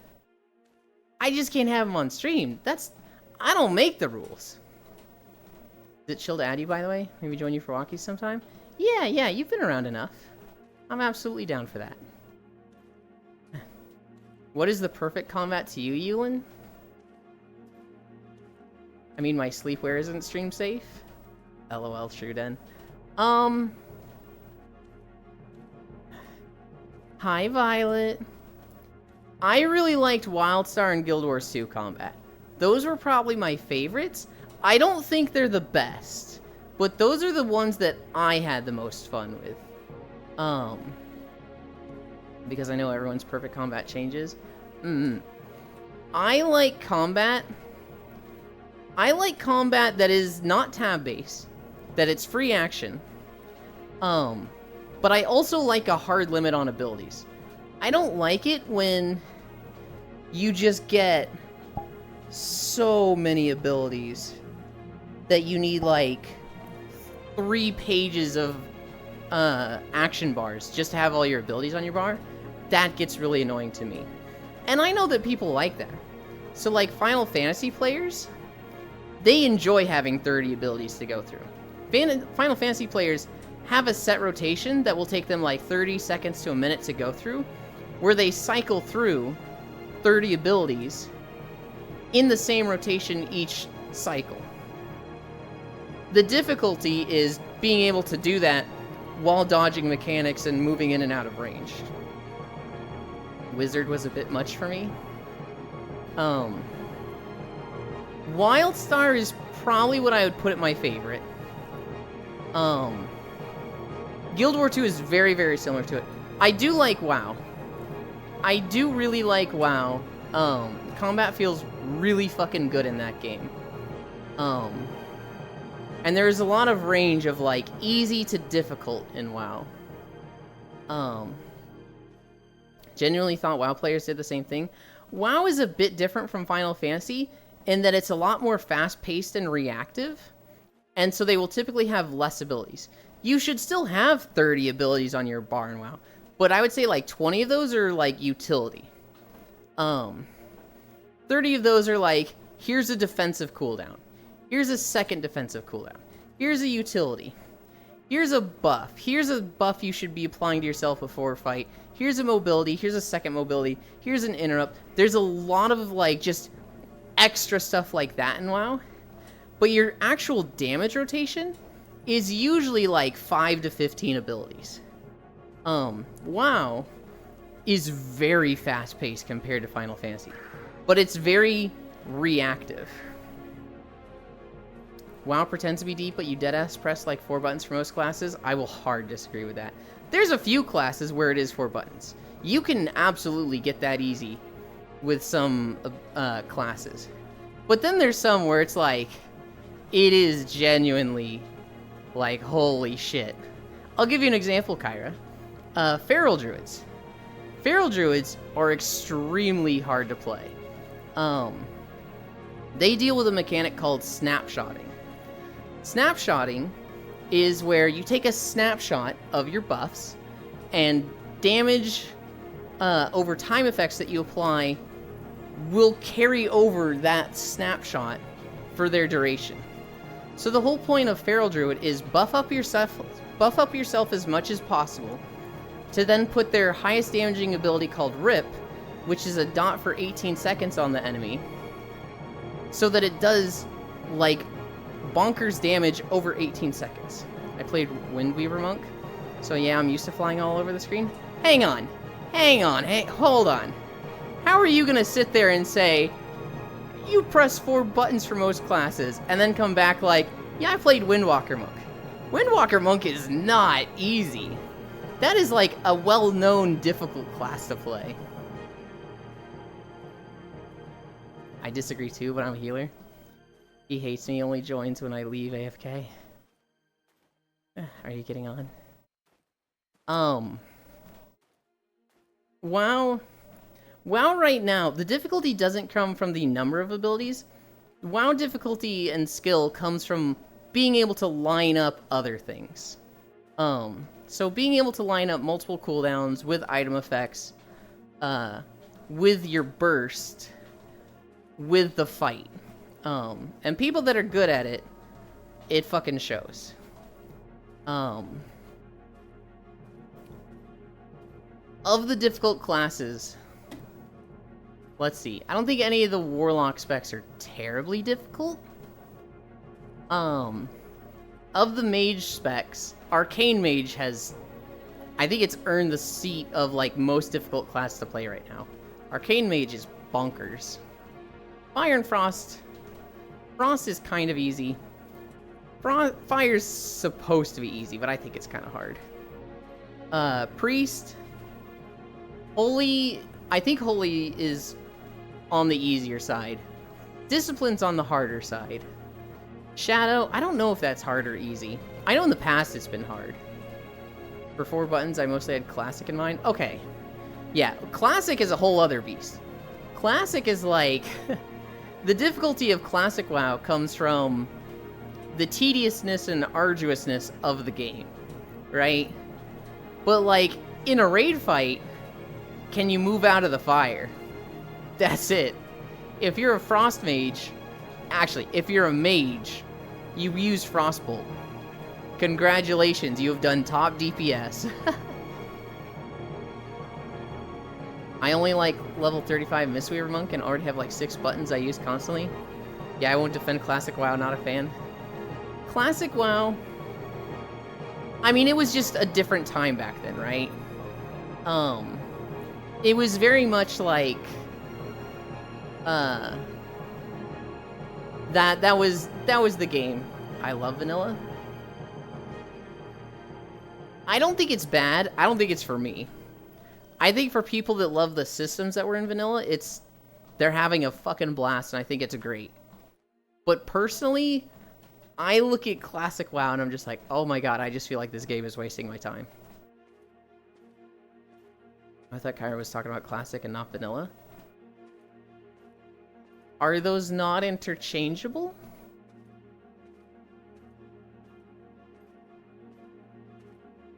Hi, Foss. So vanilla WoW is, you know, the game 20 years ago.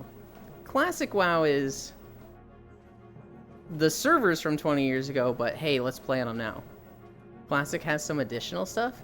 I mean, so Season of Discovery Classic certainly does. But I think I think we're gonna say Season of Discovery or SOD when talking about that. I think when people say classic, I still think of like the base vanilla servers just today. Well, yeah, SOD is way different than classic. What is different with classic than vanilla, class-wise? Like, have they added any new abilities to stuff?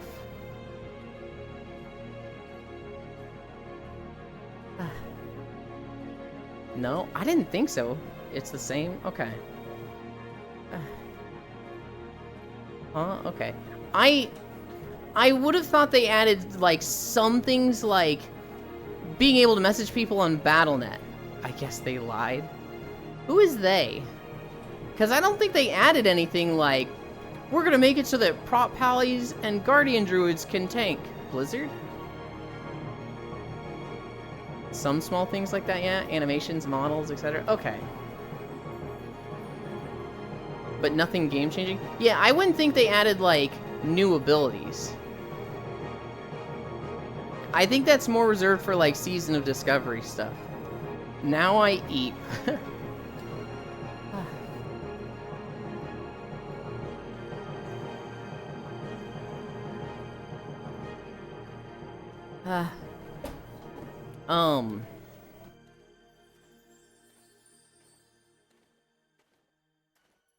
Yeah, I played vanilla 20 years ago.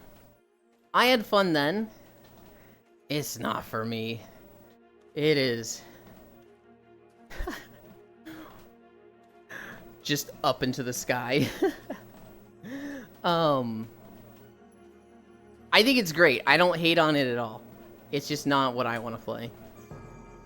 All bag on classic vanilla, they're both bad. Vanilla was good because I was a child. I don't think it's bad at all, Kisu. I think it's exactly what a lot of people wanted. And they're having fun with it. I very much prefer retail. Hi, Ty. What do Yulin doing? We're walking through BDO. We did Ailton to Tarif. Now we're doing Grana to Old Wisdom Tree. Not walking, he yappin'. We're discussing combat in MMOs. I really liked Blade and Soul combat. Blade and Soul combat was really, really fun. Now, if we're talking bad MMOs, I played PSO2 and GS for 2 years every day after launch. Hang on, Kyra. Hang on, that's one of my favorites. I do my dailies in it every day still. As an MMO, I don't think it's hitting the mark. It feels more like a gacha to me. Base gang? Oh my god. I think there's way worse MMOs than PSO. Oh. Okay, I haven't played much Guild Wars 2 and haven't played any of the other ones. Do you like the combat in the most? I would put WildStar at the top. Guild Wars 2 is up there. Yeah, like Maple Story. I mean, so we're kind of just mentioning, like, what we think is the worst successful MMO, right? But there's so many MMOs that just come out and fade into obscurity. You can't bring it back to playing Japanese PSO2 in, like, 2015-16 for me, haha. Do you enjoy Power to you, LOL? Fair. I tried, so, okay. Kyra. I played PSO episode 1 and 2 in middle school. This was when I was like 15 to 16. So this was like close to 20 years ago.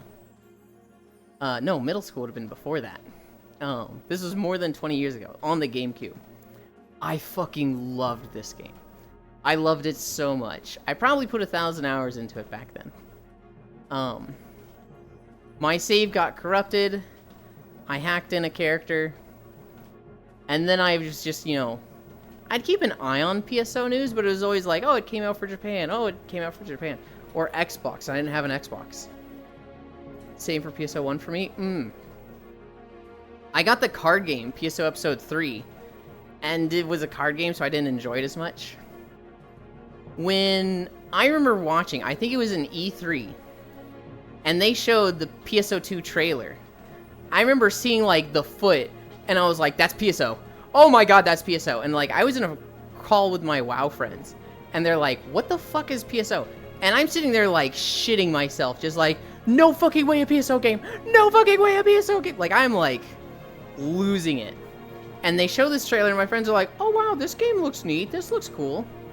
Have you played the map in VR chat, I assume? Yes. Yes. I was losing my shit at this. And then after that, it was like a year later, they were like, hey, it's gonna be localized. Apparently what happened is that some company paid Sega like $6 million to not localize it. Like, they announced the localization, and then some other company was like, you're gonna compete with our game, so we just don't want you to come out. Here's $6 million, don't localize. And they just said, okay, and didn't. And so they said in like 2013, 2014, it's coming to the West. And then obviously it never did.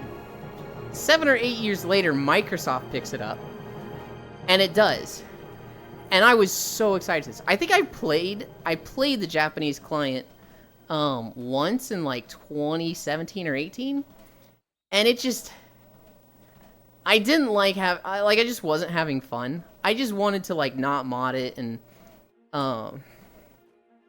be able to play it on its, you know, the way it was intended.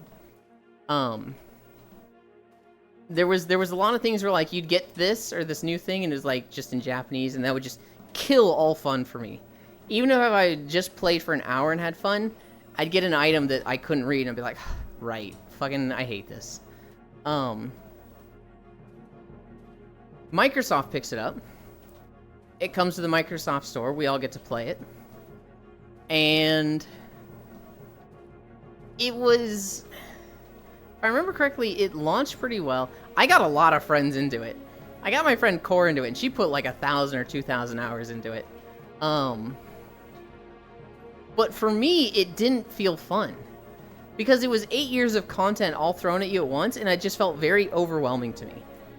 And so I remember the first time I made a character in PSO2, and they give you like 20 quests, and I was like, I don't know what to do, I hate this. Base launch was still better than NGS launch? For sure. Oh, for sure. They screamed through content. They went through 8 years of stuff in a year. And it was just too fast for me, and I didn't like it. I know a lot of my friends did, and they had fun with it. I just couldn't get into it. And it was frustrating because I loved PSO so much, and I just wasn't having fun with PSO2. NGS comes out, and it was like a hard reset on everything. Hi, Kiark. NGS comes out, and it's like, you make a character, you got one damn quest. And I was like, this feels so much better. I like the combat way more in NGS. I'll argue with Bits on this a lot. He really likes perfect attacks. I fucking hate perfect attacks. I think perfect attacks would be good for like a few classes, but having them on every class, if you can't do perfect attacks, it just feels like you're a shit player. It's like, you're not doing perfect attacks, that means you're doing less, that means you're casual. It's like, I don't really consider myself casual, but I'm shitty at this mechanic, and like, it's not a playstyle I like. I very much, I grew up on WoW. The harder and faster you click your buttons, the more damage you do. And so, I hated perfect attacks. And it felt like PSO2 was built around them. Going into NGS, they don't have perfect attacks. It's a lot more fluid. And I'm like, I enjoy this way more. But NGS just has a mega shitty launch. And like, it's doing okay. It has its player base. But like, it doesn't feel like it's growing. And I don't know. If you can't PA, that's literally a skill issue. The timing was always the same. It's a skill issue, and like, I could practice up and do it. I just don't enjoy doing it, Bits. Like, it's just not fun at all for me, and I don't want to do it. It's like a level of practice? What do you mean question mark? You just... What? What kind of fucking question is that? Yes, practice. You practice the timing. Like you would do anything in this. You literally just called it a skill issue. And then you're saying question mark practice? You just do though? Oh my god, Bits. I don't know if you're trolling me or not, because this is just so insane of a take. You're literally saying it's a skill issue.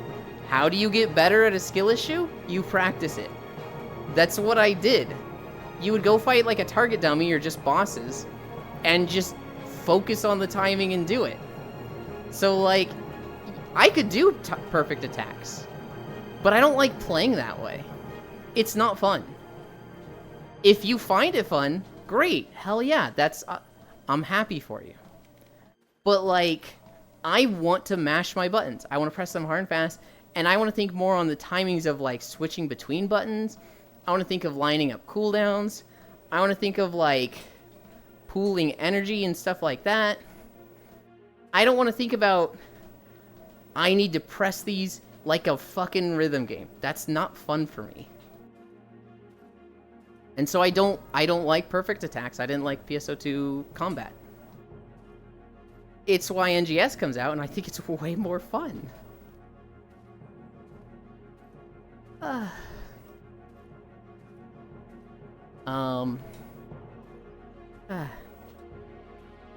went back way too far.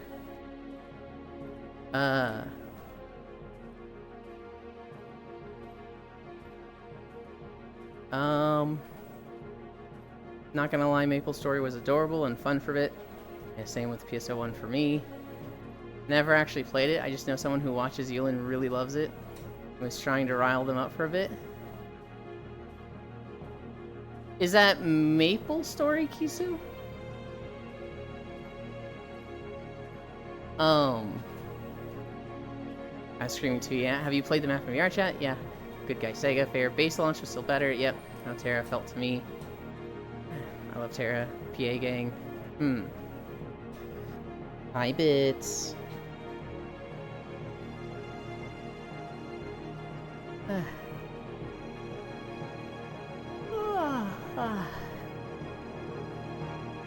Whoa. The music just like jumped there? What was that?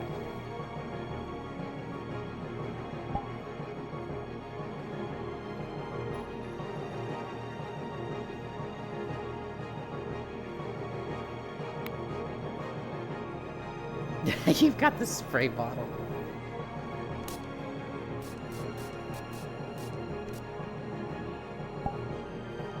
Bloop.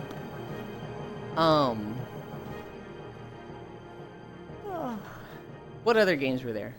Terra had good combat, but I never really got into it to the point that, like, I got to learn it in depth. I don't think it was bad. I had fun with it for what it was. I remember really liking Blade and Soul. Blade and Soul felt like it had a lot of things in your rotation that just made you feel cool. It had a lot of ramp up where it's like, do this for 10 seconds, go ham for 5 to 10 seconds. Yeah, I was talking about Maple Story. I was in the bathroom when you asked.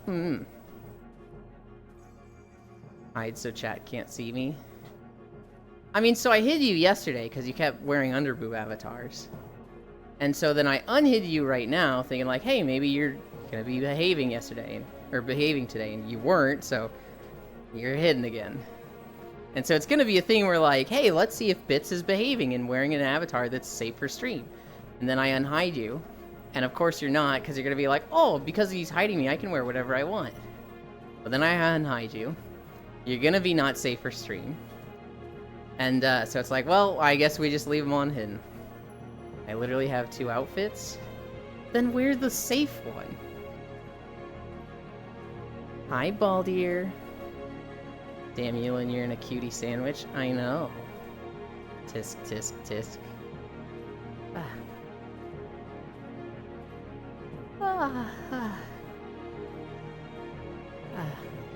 What other stuff did I have in my notes? Oh god. Then ERP right here on Yulin's stream. Netflix is making a live-action Scooby-Doo series. So, we've all got that to look forward to. March, huh? The live-action movies were cursed? They were cursed, but they have golden moments. Like, I'm forgetting his name, but the actor that played Shaggy in one or two of them is like, he's so perfect for the role. He's so good at it. The first live-action movie was fine. At least I liked it. Well, they're making a show. Not a movie, a show. Matthew Lillard? Anyways, EFT time before CS. Bye, Bits. Have a good one. Played Shaggy? And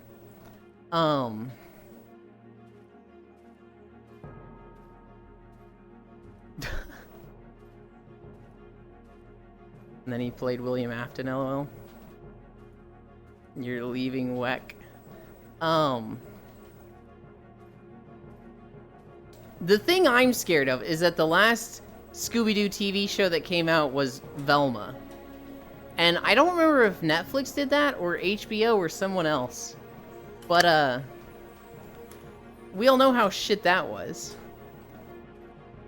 I've been muted this whole time. This whole time.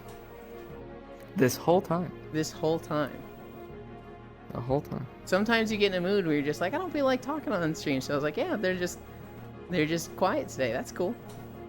I didn't set it to the new mic. Gotcha. Velma Season 2 just came out? Yeah, I think it's airing right now. It's just like, ugh. Nothing Changed was on Taking Pictures yesterday. I am of the opinion that the people that make the Velma show are literally trying to fine craft it to make it as hateable as possible to get hate views. Minnie Kaling. She, just everything about it is just so... It's gonna piss somebody off. Right? There's just like, this is gonna piss this group off. This is gonna piss this group off. This here is gonna piss this group off. So it's just made so that you dislike it. So the best thing you can do is don't watch it. Don't even hate watch it. Just don't.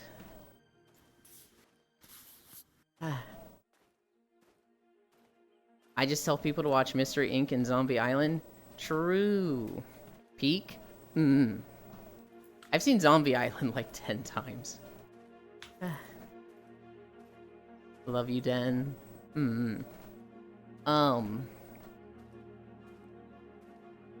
I don't know anything about this Scooby-Doo Netflix show. I don't know if it's like they want to do a real Scooby-Doo show. I don't know if it's more Velma shenanigans. But it's in the works. Is Hunt still here? Is Huntera Doll present? They are making Earth Defense Force 6. So anybody that likes EDF 6 is coming out. The trailer for it is very silly. They literally just got employees that are like developers on the game. They did not have professional actors. And they're doing it like it's a news story, like they have a reporter out in the field telling you what it's like. And it's I don't know, it feels really stiff, but it's silly and funny. I have no idea what changes are coming with EDF6. Just that it's being made. That's another game that I watched a shit ton of. I watched Hunt play a shit ton of it. I watched Foss play it a bit as well. I think there's someone else that I watched play it. But Hunt is definitely the big one. Also, it's coming out with a HoloLive collab.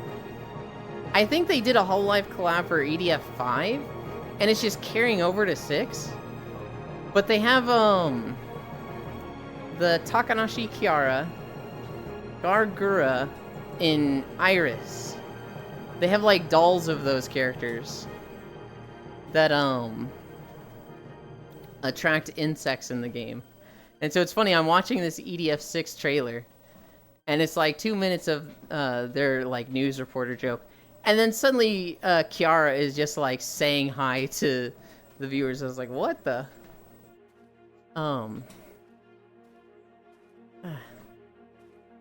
Hi, mommy.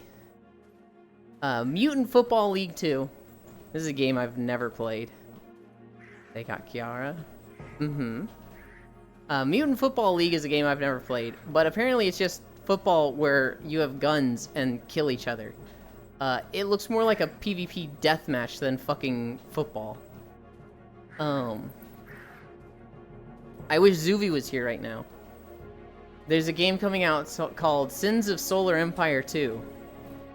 It's like RTS space game. I juice. Ack juice. I've never heard of Sins of Solar Empire.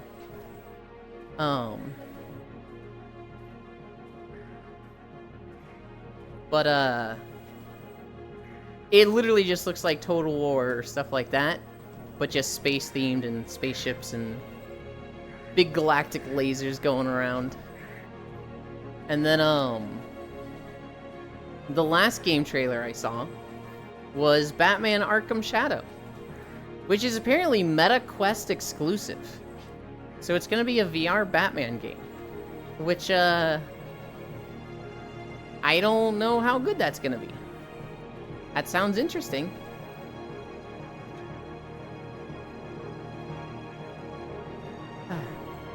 Quest exclusive sleep.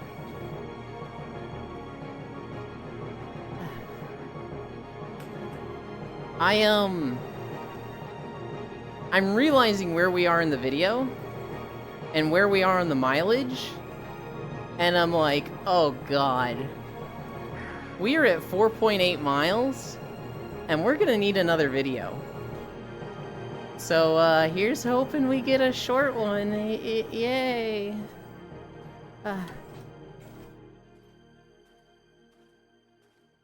Yeah, when you said you needed another 40 minutes and then a 35-minute video came on, I was like, I don't know if he's making that one.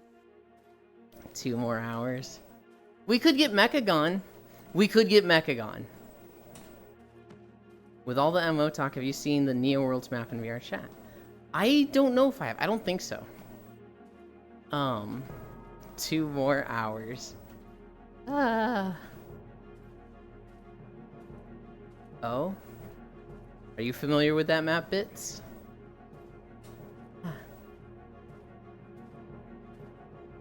Yeah?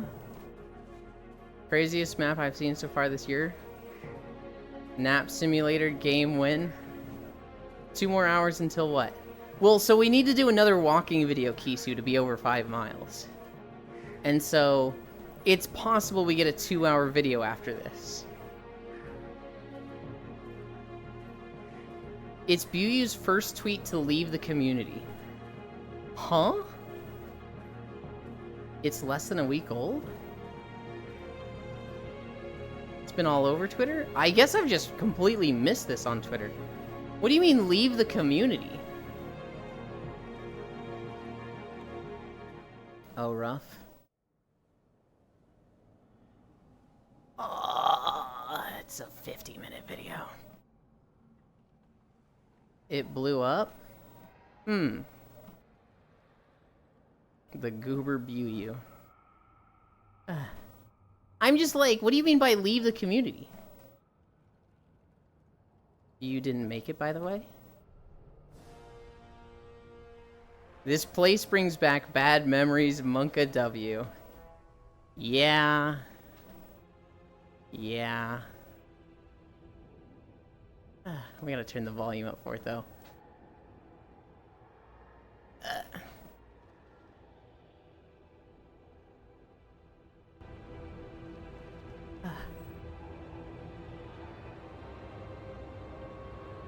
Okay. Ah.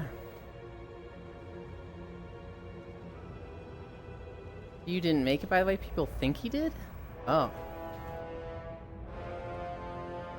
It blew up? Did he, like...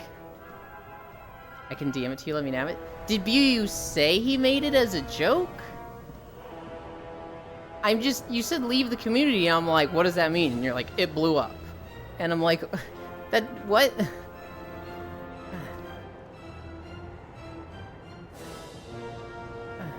The tweet blew up. What does that mean, leave the community? How does that... Maybe it means it got like mainstream attention. I guess? Okay.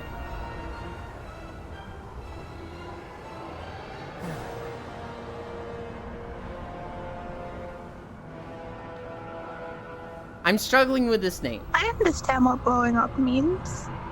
Zvam Pepe Lev.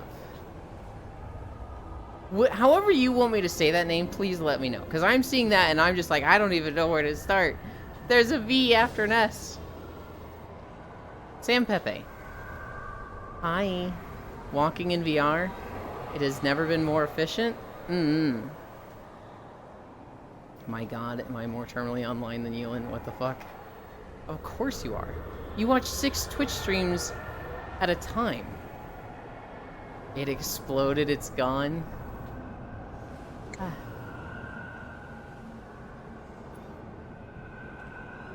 4 right now. I rest my case. I understand, Bits. There's fake account make tweet people. There is fake account make tweet people thing real. It gets many views. Oh my god. Hi, Lamb. 6. Yes, but no juice. Got actual attention. So I think I get it from Ellie's description, in that normally you would tweet and it would stay within the VR chat community, I guess the late night drinking community. But this got so much attention that it went outside of the community that you're referring to. That it you know, a lot of people either outside of VR chat or VR chat as a whole saw it. Sent it to you. Okay. Had a sudden urge to say bro rested his case. Ellie, you're banned for another day. Oh no, I'm so sorry. It's not a flower.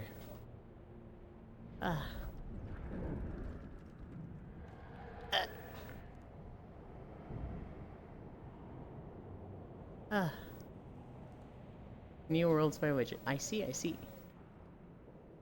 Oh, you need a link to get there. I see.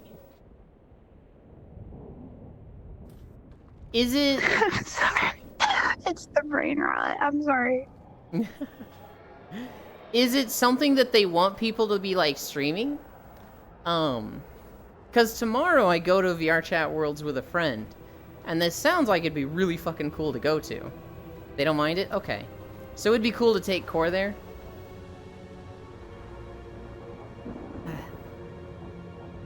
Yeah? Cool. Thank you, Kyra. Yeah, who was it? I think it was Baldier? This place brings back bad memories, Monka W. This was the fucking worst zone of Shadowlands. Possibly the worst expansion. Possibly the worst zone of WoW. I'm trying to think if there's a worse zone. So in Burning Crusade, I don't think there was a bad zone. In Wrath of the Lich King, Borean Tundra was the worst zone. Is the Maw worse than Borean Tundra? Aesthetically, no. But like how it functions, yes. The overall experience, yes, is worse than Borean Tundra. In Cataclysm, ooh.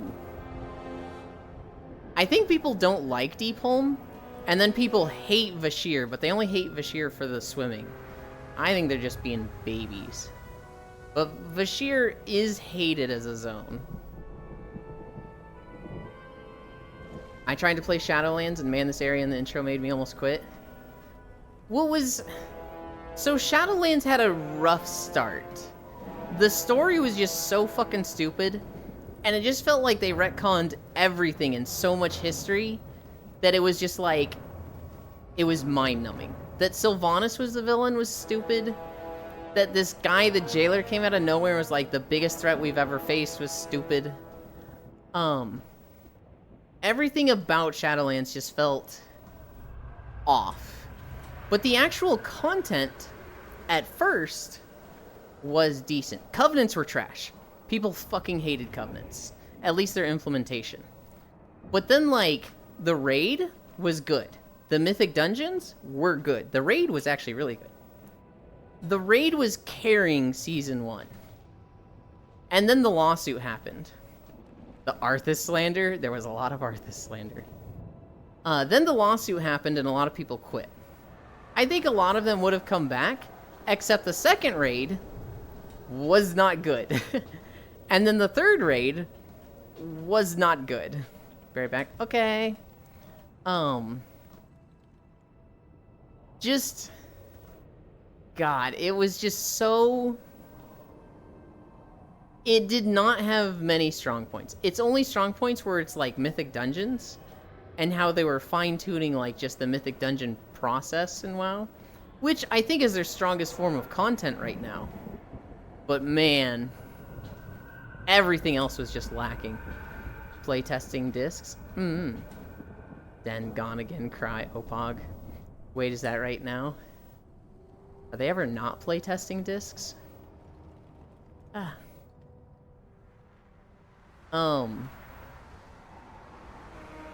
Wait, Arthas as in, like, Final Fantasy XIV Arthas? No. Arthas from World of Warcraft, like, the literal greatest villain of World of Warcraft. The Lich King. The new old discs. At least the story in Dragonflight is plain white bread, which is better than whatever Shadowlands is. There was nothing to the Shadowlands story. Or the Dragonflight story. Like, it was just, hey, we're gonna go fight some dragons out in the Pacific Ocean, which was like, alright, so long as it's not Shadowlands trash. BFA and Shadowlands were just so bad. Here's my crazy unhinged take, Kyra. They should have ended World of Warcraft at Legion. When we sealed Sargeras away, after that, they should have made World of Warcraft 2. They should have made it on an updated engine. They should have basically done a time skip like PSO NGS did. Put us 1,000 years in the future. Put us so that, like, we're doing a hard reset. I would have liked it in that, let's say the Horde and Alliance make peace at the end of Legion. Like, there is just one united faction. But then, like, I don't know, maybe there was an Ice Age. Kalimdor and the Eastern Kingdoms got separated. And so you had, like, instead of the Alliance and the Horde, let's say you had the Eastern Kingdoms races, and you had the Kalimdor races. And so the Eastern Kingdoms races would be the humans, the dwarves, the gnomes, the Forsaken, the Blood Elves, the Worgen. Maybe mix them up a little. Maybe, I don't know. Some of the other races there, like the Pandaren settled there. And then the Kalimdor races would be the Orcs, Taurens, Trolls, Night Elves. And they'd been separated for a long time, right? After 1,000 years, let's say, like, some catastrophic event happens, and Pangea reforms. And so Kalimdor and Eastern Kingdoms are smashed together. High tech. But there's not enough resources for everybody. So, like, everybody feels like, for our nation to survive, we have to go conquer new lands. And so that reignites the war between the Eastern Kingdoms and Kalimdor. And so you've got Horde versus Alliance. but it's more like the kingdoms versus the Kalimdorians or whatever. And make the guilds outside of it. I'd say like, hi Archangel. Was fun lurking, but I got bad news. Homa disappears. See you, cuties. I hope it's resolved. I hope whatever happened, it ends up not being that bad. Or if it is, we're cheering for you, Archangel. Thank you for hanging out. Bye. I would have loved it if like they have the faction conflict, but they also just like guilds are outside of this, so like Horde and Alliance can make guilds together. They can group up together. And the expansions, they wouldn't have done BFA, they wouldn't have done Shadowlands, they wouldn't have done Dragonflight. It would have been like, the first expansion is just World of Warcraft 2. And it's like the story of 1,000 years in the future, the continents slamming together, people discovering like the new world. Very similar to Classic and Vanilla, but with modern systems. The second expansion, this could have been Dragon Isles. They really just need to do Classic Plus like RuneScape. They could, yeah. Expansion 2, this could have been Dragon Isles. This would have been a fucking fantastic time to do Dragon Isles. Then they could have done, like the War Within trilogy that they're working on. So War Within, Midnight Hour, The Final Titan. Those would have been 3 great following up expansions, which would have followed a theme of a very established villain, the Void. And then after that, let's say Sargeras breaks free. We never put him down, he's just sealed away. And let's say after being sealed for 1,020 years, he breaks out. We meet like an old and decrepit and broken Illidan who's like, oh, I've been fighting for 1,000 years, I'm so tired and broken. And the Burning Legion has like a massive revamp for another 3 expansions. That would have been like fucking awesome. Do World of Warcraft 2 and do it just like NGS. Let people keep their mounts. Let people keep their cosmetics. Let people keep their pets. Same friend list and everything. But like reset the gold, reset the gear. Go into World of Warcraft 2 with like essentially a bigger reset than an expansion reset. The story would have been so much fucking better that way. We'd have better systems because like WoW combat feels really good, but it is still an engine that's 20 years old that keeps getting like patched together and fixed. And like Blizzard on a new engine, if they were able to carry over the like old player base of WoW onto a new WoW, it's already the biggest MMO, but like they would solidify like we're gonna stay the biggest MMO for another 10 to 20 years. I'm getting folded. That means Sis is there. But I think that's why they kind of aimed for with Dragonflight and Beyond. I'm wondering if they're gonna hella retcon. I mean, they already hella retcon. One of my favorite characters, Kyra, was Warlord Zayla. Not because of our Zayla. I liked Dragon Maw Zayla before our Zayla. They're knifing each other. When you meet her in Cataclysm, she's cool. She's like the noble orc. She's the one that's like, we stand for honor. We stand for, you know, rising up against slavery. We stand for freedom. And the Horde has helped us realize this against the corrupted Dragon Maw orcs of Outlands for the Horde. And then when Mop comes around, they immediately retconned her into like this savage. It's just like, I don't care what we do. I love Garrosh. So we're going to take over the world and enslave everybody. It's like, this is what you fought against. Your whole thing was that you hated that. Why are... Okay. I'm tired, Ewan. What is your voice activation at? Because it might need to... Too low. It might need to go up just a little bit with the new mic. Yeah, it's probably fair. Thank you for letting me know. Mm-hmm. Hi, Smug. Smug, is it Tuesday yet? How's that? I will let you know. I think it's better. Thank you. I need a drink. We're at 5.5. So when this video finishes, we'll be done. This was We've the all had a long day. This was the 5th video I recorded in my playlist of 169 videos.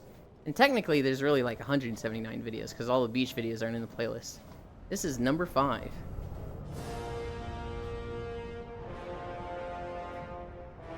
Yup, it is. Come on, let's play. I don't think it actually is Tuesday, Smug.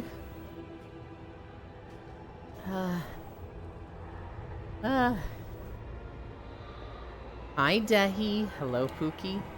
Hi. That's my big fringe take that no one will ever believe. The problem is, the only game that's tried that, the only game that's tried to make a redo the game, new engine, new systems, but let you keep a lot of your old cosmetic stuff. The only game that's tried that is PSO. But they fucked up their launch so badly, with their server stability being shit for 2 months, that, like, everybody looks at it and it's like, oh, yeah, that was a bad idea, don't do it. And it's like, no. That didn't fail because they tried remaking the game like an expansion. It failed because of server stability for 2 months.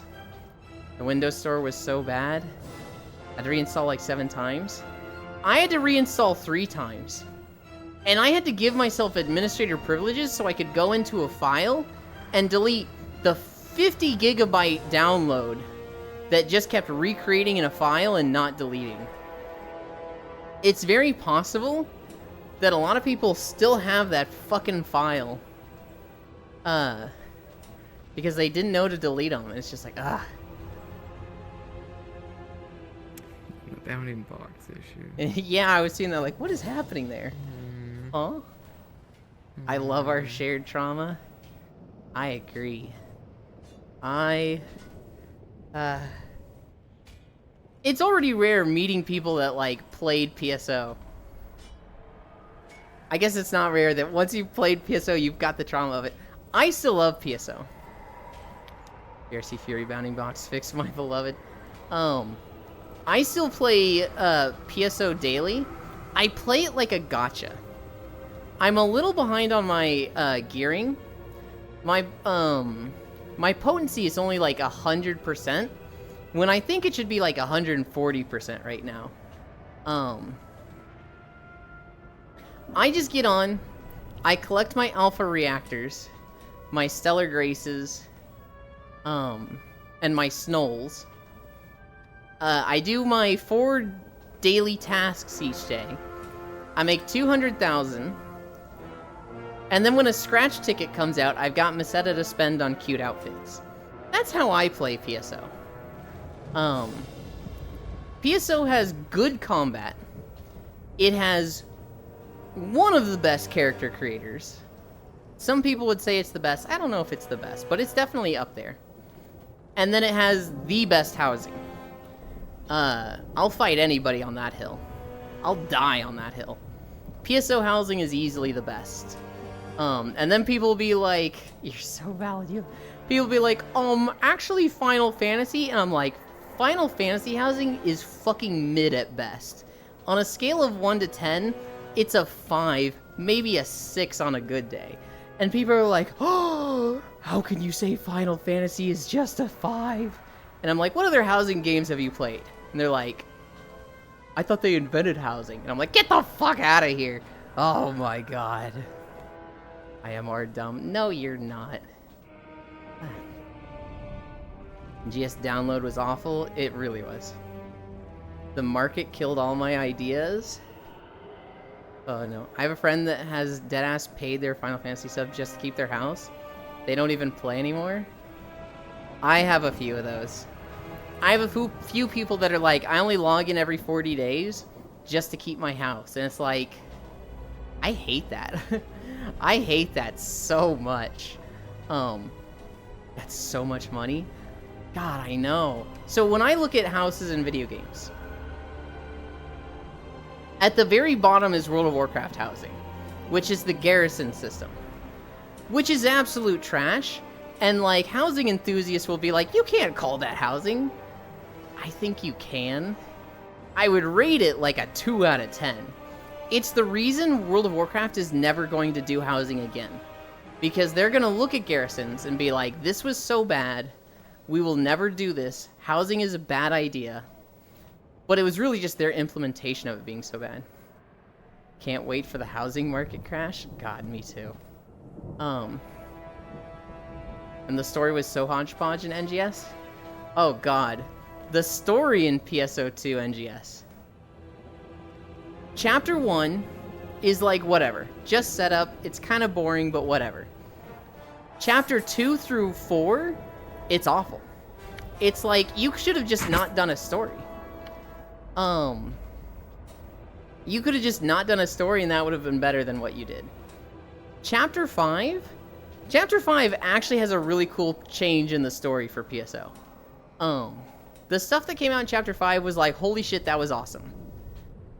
It's still like being poorly executed, but the core of it, the actual twist that we saw, was cool. And then they haven't done anything with the story in a year. So it's like, what the fuck are they doing? Housing in games.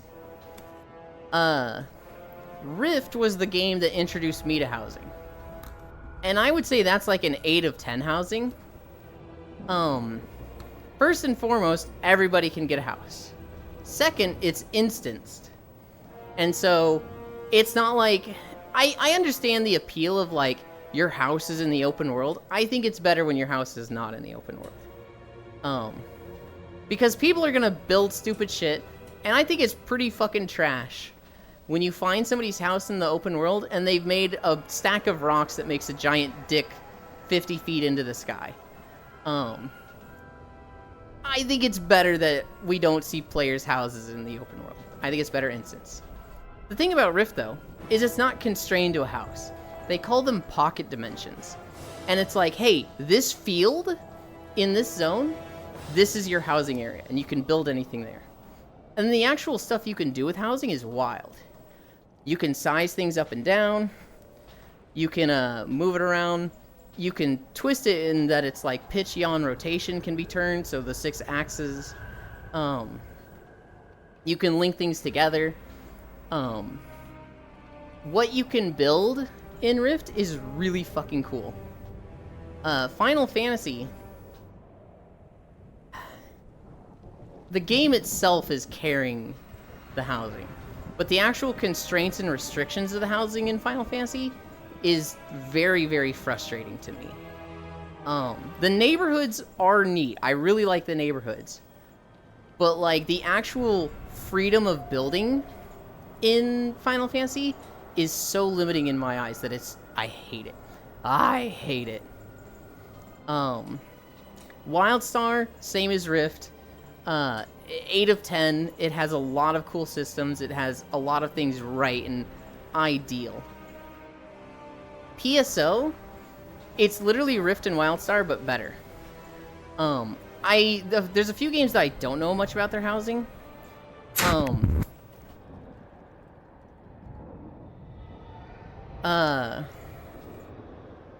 What is it?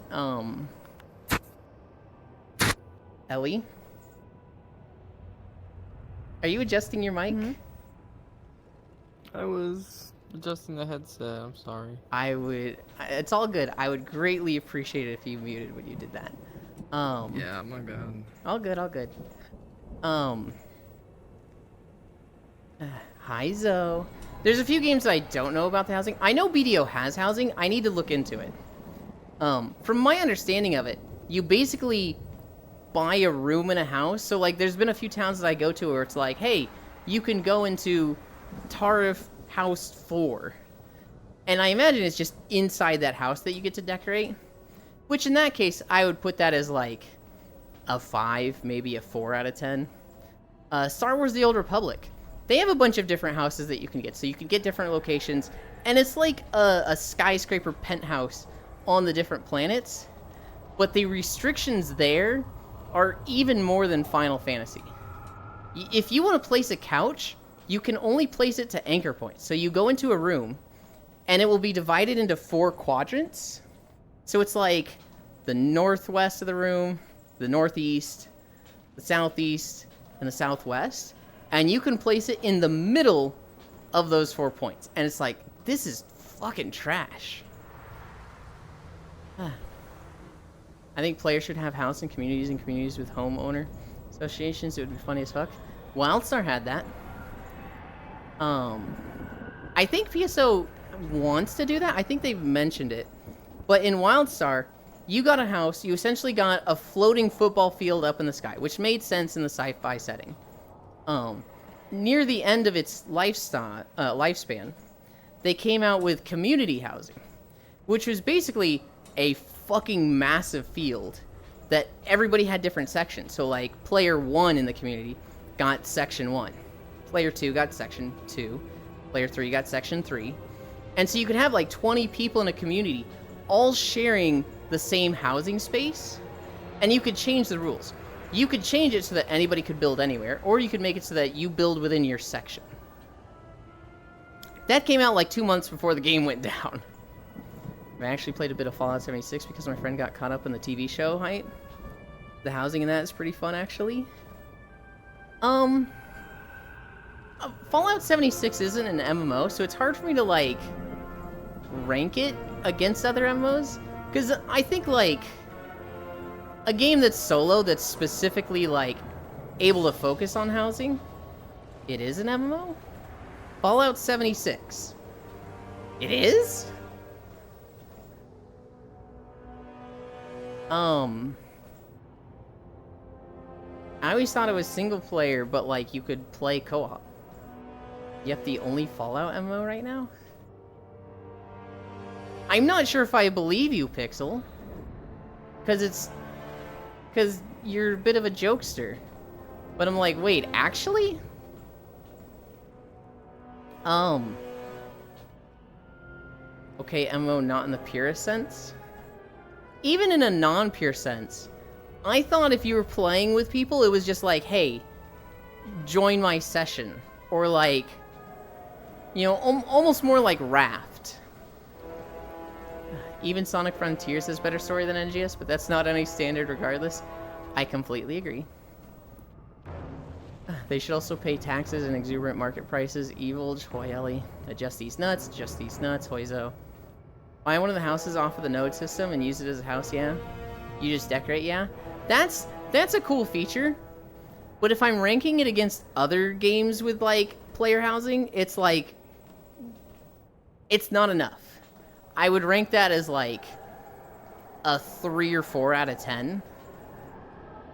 Plus or minus based on, like, how good the decorating is. You join into a world with random 24 players or with your friends. It connects you randomly, so it's technically an MMO. I don't know if 24 randos counts as massive. That is kind of a gray area, right? It's like GTA 5 server mechanics. I don't know GTA 5 server mechanics. That does sound like a middle ground, right? Like, if you connect...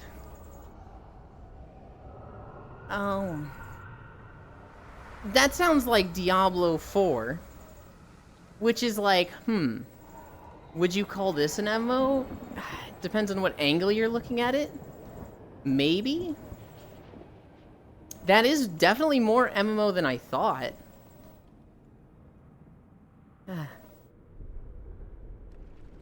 Hi, Loomis. It's... I don't know. I think I would call that an MMO. I call Diablo 4 and Destiny an MMO. So I think that counts. It's not massively multiplayer online. But it is on mass multiplayer online.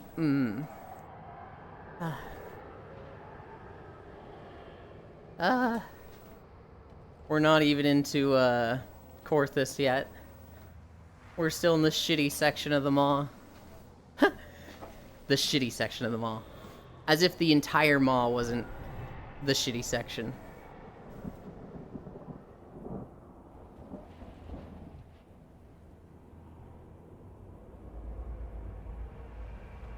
Different Corthus. I like that Corthus lamb. That's the Final Fantasy Corthus. The Maw, I think it's Corthus. I could be remembering the name wrong. It's like Korthys or something. It was, it contained the key and gate to the sepulcher. Ah. Oh, God. Yeah. The mark of good housing, to me, is just how much they let you, play with. And so, like, let's say they give you a chair, right? Well, Final Fantasy is really restrictive.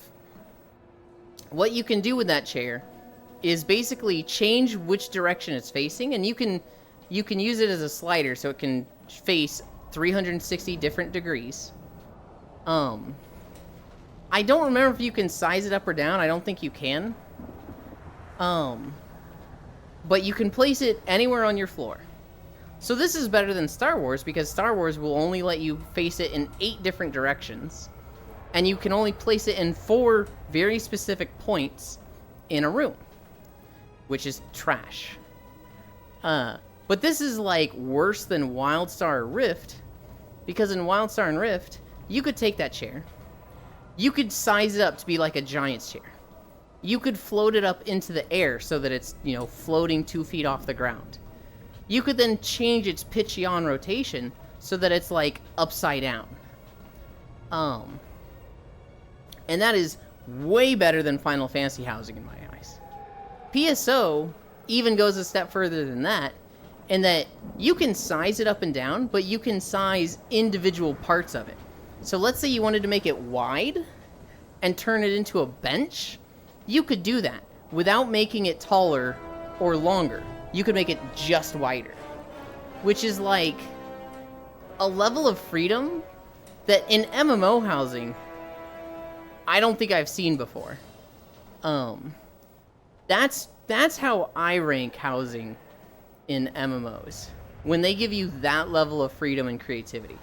And it drives me nuts, because people that have, like, only played Final Fantasy housing, they'll be like, oh, but people make such cool stuff in Final Fantasy.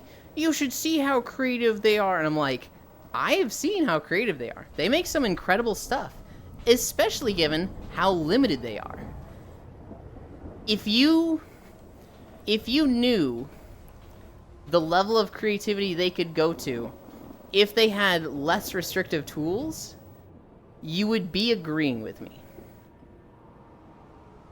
VRChat is the MMO player endgame for housing. I do kind of agree.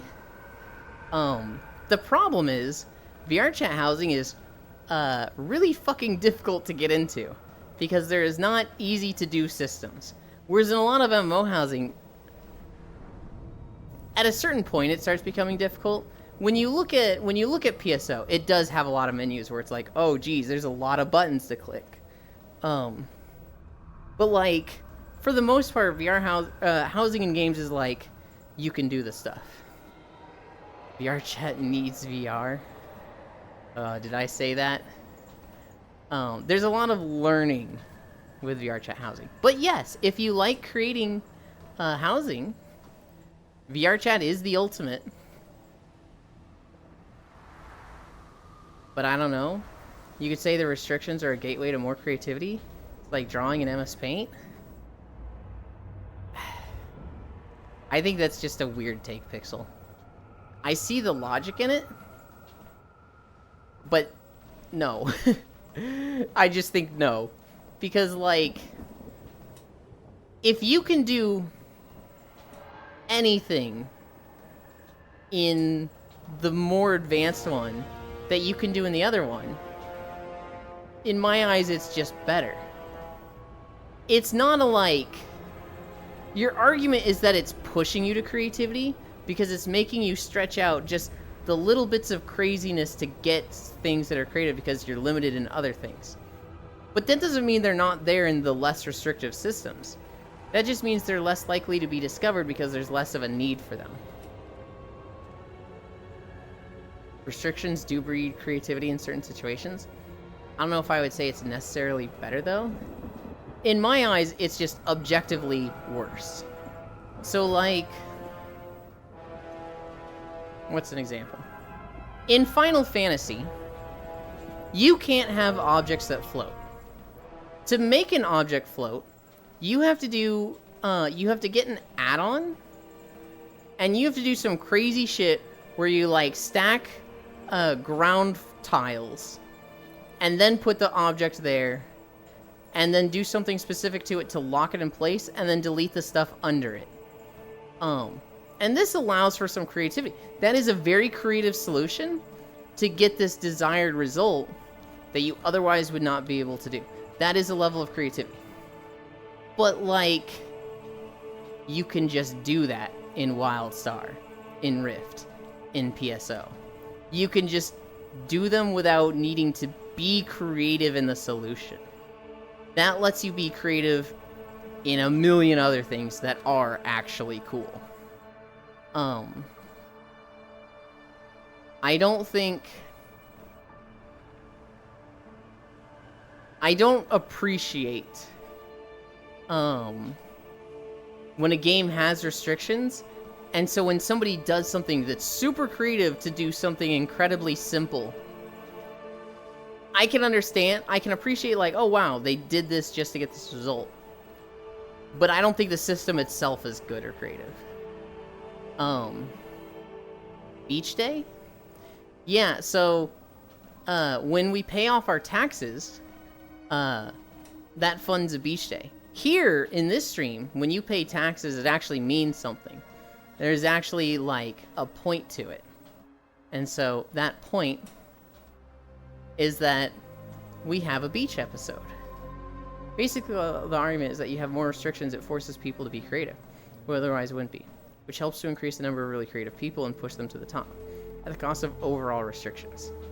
Again, I don't know if I subscribe to that idea, but this is the gist of it. Yeah. Oh, keys. When we have a beach day, Kyra, we will wear swimsuits, and we will walk through beaches and worlds. So right now, I have a beach video for Kalimdor, Eastern Kingdoms, Wrath of the Lich King,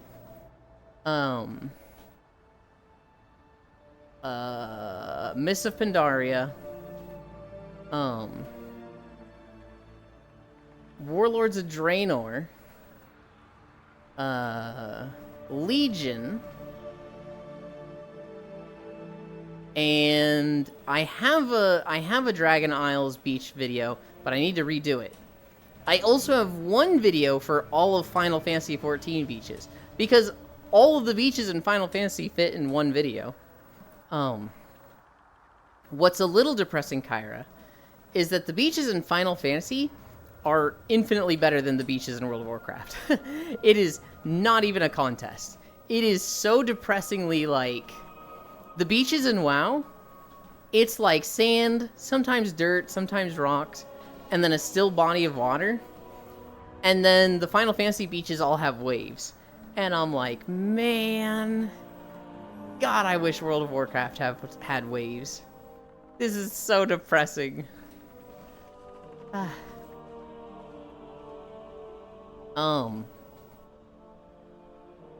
Yeah. So when we reach 169,000, we'll have a beach day. And then we'll just put up the community goal again. They typically happen like once every week and a half. Pixel really likes them to happen on weekends, because then he can join. So he's trying to, like, manipulate taxes and tell people to pay or not pay to get it to happen on those days. He's not always successful.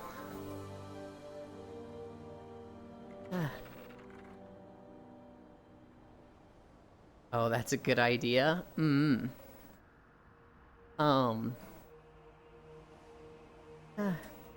The world is actively against me. I don't know if it's actively against you.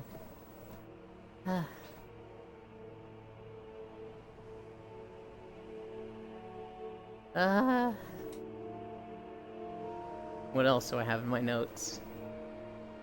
Oh, I guess there's housing stuff. There's a lot of games that have housing that I haven't done. The difficult thing is, right, that like housing is typically a very end game, very high investment task. And so to play every game that has housing and play around with housing is like very difficult. I think EverQuest had housing. I think Elder Scrolls has housing. BDO has housing. I Miss Rooms from PS Universe. I didn't like the room. Okay, so I don't know how the rooms in Phantasy Star Universe were. I knew how the rooms were in base PSO2, and I thought those were trash. They had the same anchor points as Star Wars 2, where you can only place a couch in certain spots. There's no slider. And so I hated the rooms in base PSO2. When they announced creative spaces, I was just like, oh, it's just going to be rooms. And then they showed that, like, I remember they showed like 5 trailers for it that just kept showing features. And I remember I was watching it with my friend Core. And I was just like, ugh, they're bringing housing to PSO. It's going to be the trash from base PSO2. Oh shit, they've actually got sliders. Oh shit, you can float it. Oh shit, you can stretch stuff. And like, I was losing my mind. And she was like, Yulin? Yulin, are you okay? Oh my god, calm down. And I was like foaming at the mouth. My schizophrenia says otherwise, and I get to choose my coping mechanism. Similar, but that's when I was peak high schooler with unlimited free time. Yeah. Core mentioned.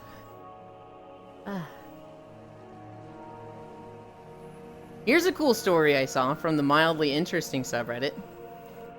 In mines, what they will do is they will put beams of wood and they will wedge them between the floor and the roof.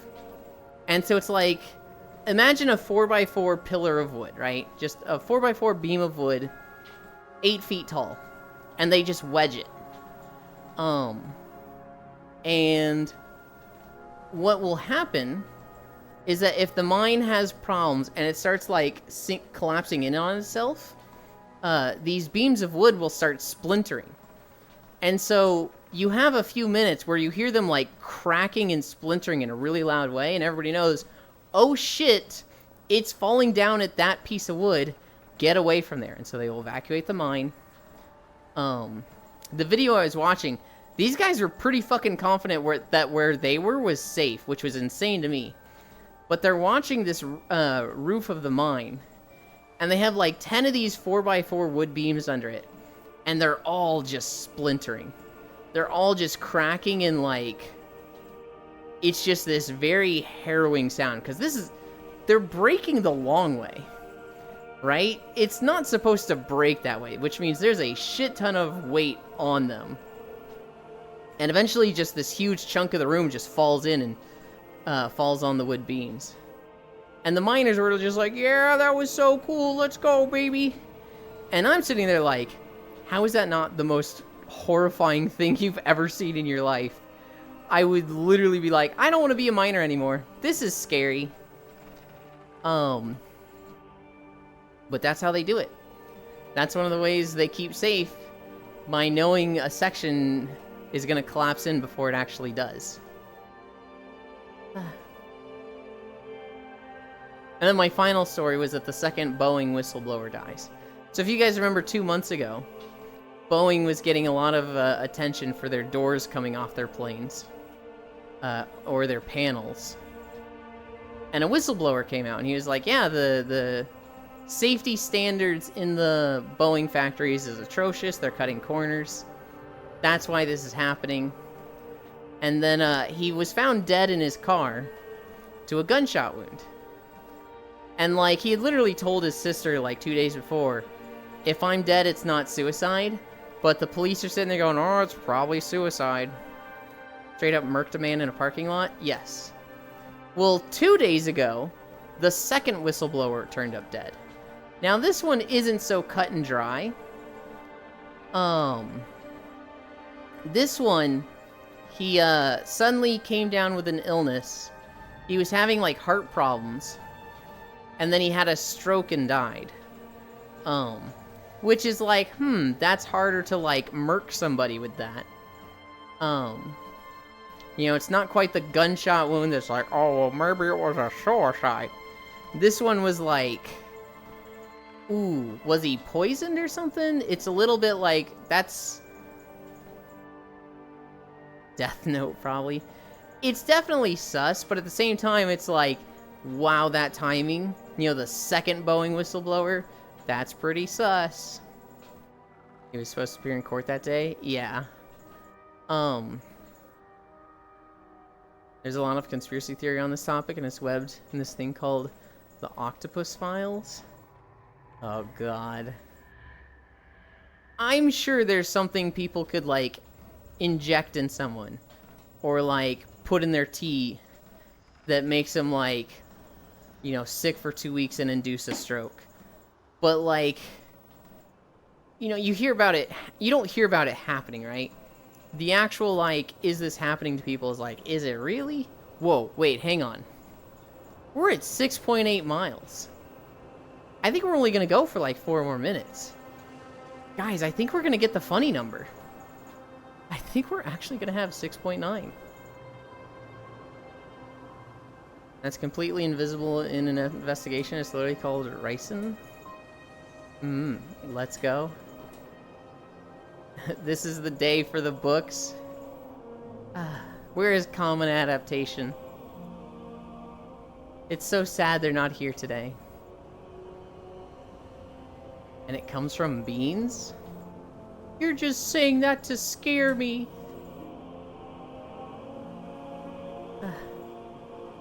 I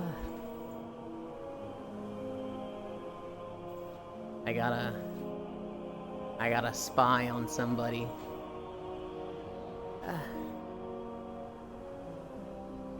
Who did Proxy raid? He raided who he was playing with. Isurus.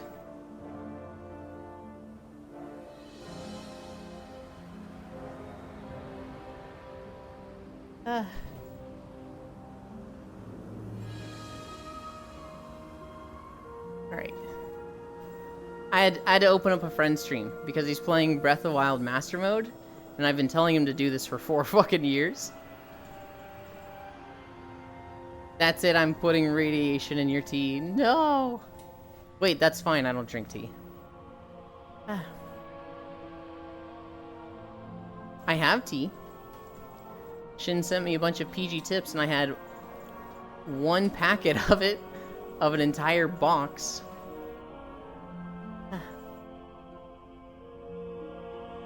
Are we there? We're at 6.888. So we're... Oh god, are we gonna hit 7? Please, no. We can't go over 6.9. Master Mode, Trial of the Sword, Peak Zelda challenges? I never beat the Trial of the Sword. I beat the Trial of the Monk. I did not finish the Trial of the Sword. I got to the Hinox and then he threw a log at me. And I only had like 7 or 13. No, I had 13 hearts. And I was just low when I got there and it did a lot more damage than I was expecting. And from that I was like, man, I'll just fucking come back when I have more hearts. And then I just didn't. Oh, well, send me some tea, I'll drink it. It's called PG Tips, Freya. It's special UK tea, which it's probably not special at all to them. It's probably just average. But for us Americans, it's special and nice. I genuinely think Trial of the Sword is the hardest piece of Zelda content. I do as well. There's some of the bosses in Master Mode that get a little rough, but like, they're very easy to just retry it, right? And like, even just retrying it, you can just have the materials that you can just keep throwing yourself at it.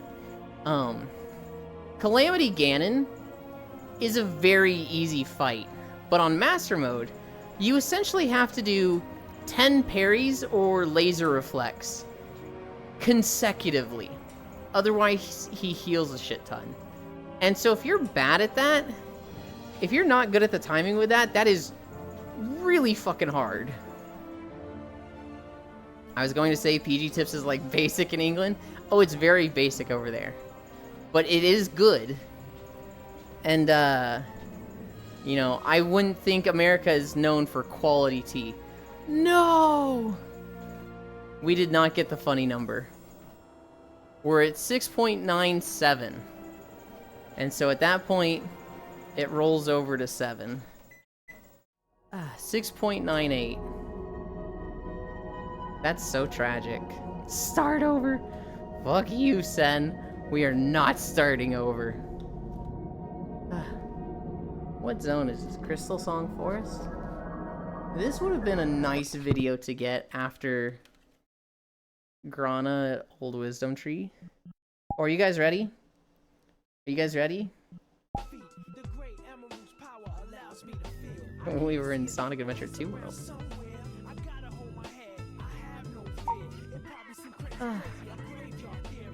Go again. You be nice to Sen. That is the meanest thing I've ever said to Sen. And that was the meanest thing he's ever said to me. And quite frankly, I was kind of hoping he'd say fuck me yourself. But he didn't, which is, you know, it's fine.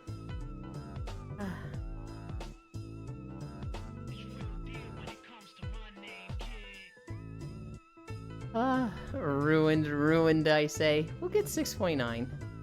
Statistically, it will happen someday. Can I pop my back? Nope.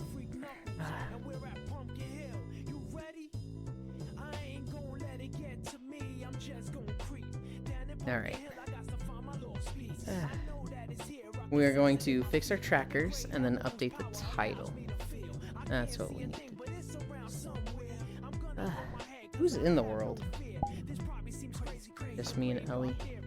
At one point we had like a ton of people here. I saw Juice pop in. Statistics?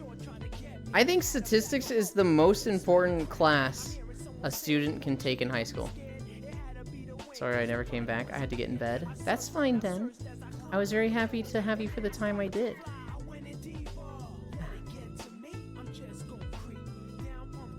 Don't worry about it.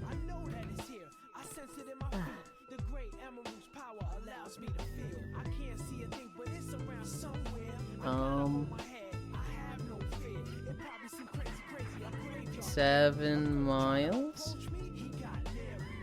Now we rest. Done. Don't apologize to this femboy derogatory. Centered hip tracker enjoyer holy. I switch it to hip lock when walking, and then when I lay down I switch it to headlock. But yes. I'm actually amazed you could fucking tell from just that. Statistics be like, this may or may not happen, we don't actually know. Well, it's actually done with real data. That's for the lab rats. I'm sure you know that sorry is in my top 50 vocab. Oh, I know, I'm gonna make it stop. I mean, that's how you play VR chat. Statistics is like, there's a lot of things in statistics that's like, okay, whatever. This is neat to know about. But bell curves. The moment you understand bell curves, you understand life.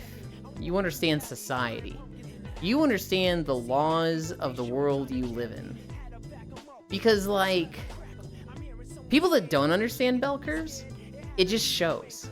They're like, oh, you know, this happens and so it's scary and it's a thing we need to worry about. Like, the whole fucking, vaccines cause autism thing. Once you understand, you know, the bell curve and, like, that's only a super mega fringe thing way over here, it's like, oh, that's not actually a concern. But, like, there's people, they don't understand bell curves. They don't understand per capita. And it's just like, oh my god. What do curves of a bell gotta do with anything with life? Centered hip tracker, but I put mine on my back. I sometimes have it on my back. The problem is once I get in the beanbag and I'm sitting down, it can't be on my back. Bell curves are for chumps. Pixel, you're banned for a week. A week and a half, actually. You've been pushing my buttons today. I can't believe you're gonna fucking contradict me like that. I just said bell curves were important, you said they're for chumps. Week and a half. You're gone. What do you mean, dude is built like a 1x1 Lego? You're banned. Mods, ban this guy. Elan's on the tip of the bell curve. Mods, curve his bell. Mods, cut off his balls. I saw a really good mods comment yesterday, and I can't remember what it was.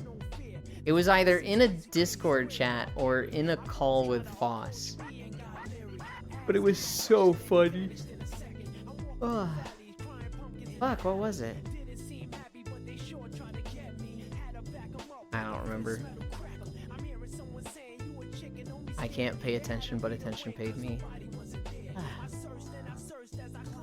Icy Fire Mage has joined your instance. Ellie, let's go back to the start.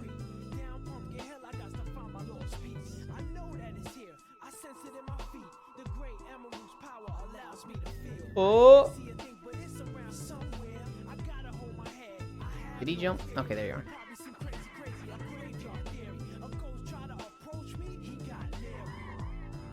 We're gonna put a portal right here.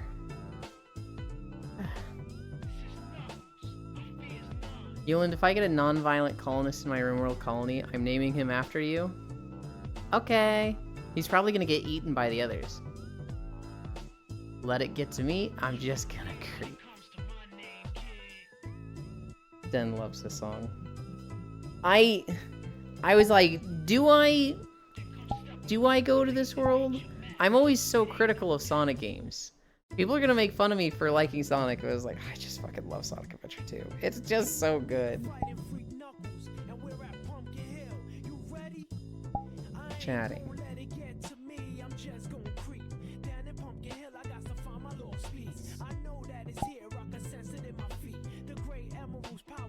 New instance, friends, drop portal. Did Ellie fall asleep? She'll join when she gets back. No, I don't have candles here yet, at least. This one and Kick the Rock. I, for one, love the Sonic rap. I always think of, an unlike Sonic, or it's, yo, my name's Knuckles, and unlike Sonic, I don't chuckle. And, like, I just fucking love making fun of that line. But Pumpkin Hill is a banger. Pumpkin Hill is just good. Did I pick the right one? I think I did. Where's my rain sound? That's gotta go off. I did get the right one.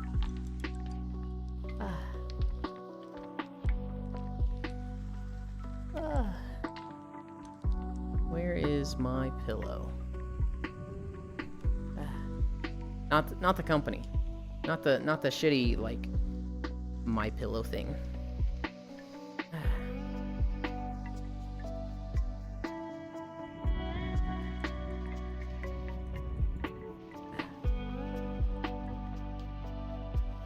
I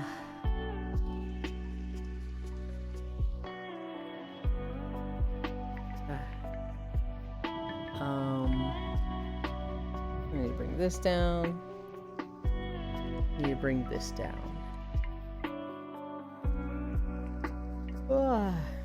Here I come, rougher than the rest of them, the best of them, tougher than leather. You can call me Knuckles. Unlike Sonic, I don't chuckle.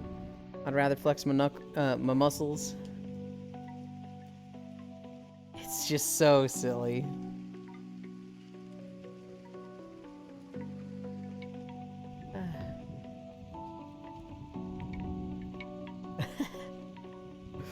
So my friend is playing Breath of the Wild. It's Koyo. He's played it before, but he didn't stream it the first time he played it. He was going through a phase where he didn't want to stream all the time. And he played it with a girl. They played it together. not through a mod, but like just, you know, in a call together, playing it and like trying to do stuff at the same rate and same pace. I've been trying to get him to play Master Mode for like 4 years. He's playing Master Mode right now. And there's somebody from that community. God, I love this person so much. But our other friend Elite was playing Breath of the Wild for the first time.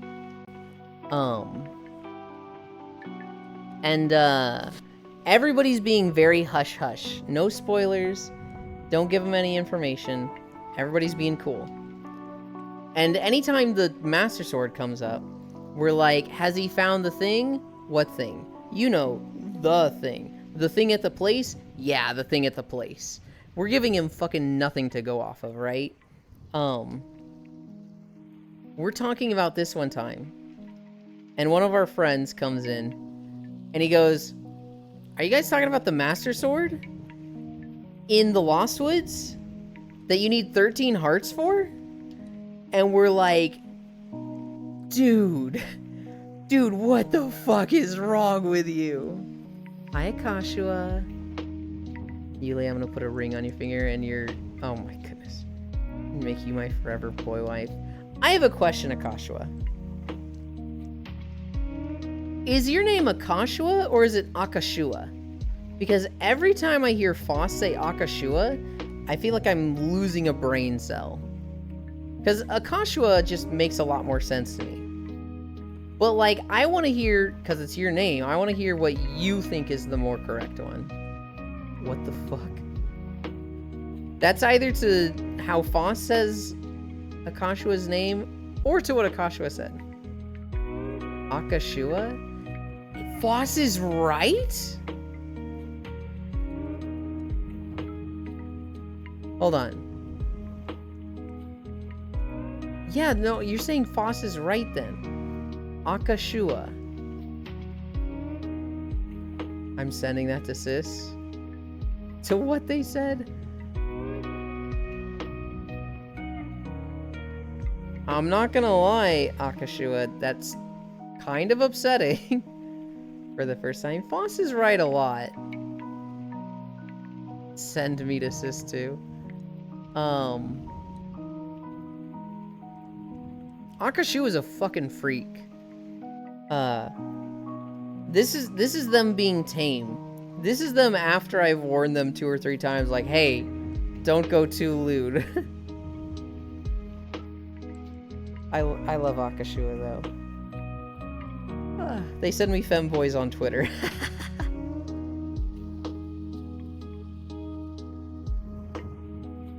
I remember.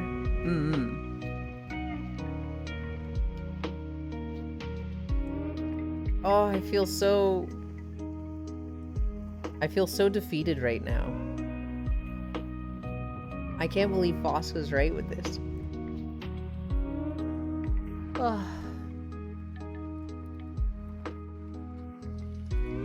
We did 1,087 calories today. VR chat Twitter moment. Nap time? It is definitely nap time soon. Not quite yet. I'm having a lot of fun. Yep. But I did get super lewd in our DMs once and you loved it. Okay. VR chat Twitter is only good for finding booth pages and photos. There's some wholesome stuff. There's some wholesome stuff that I really like.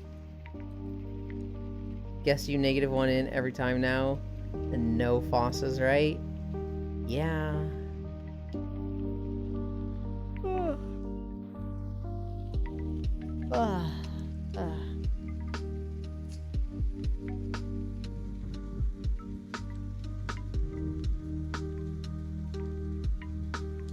I'm spying on who's alive real quick. I'm doing a quick check of who is doing what.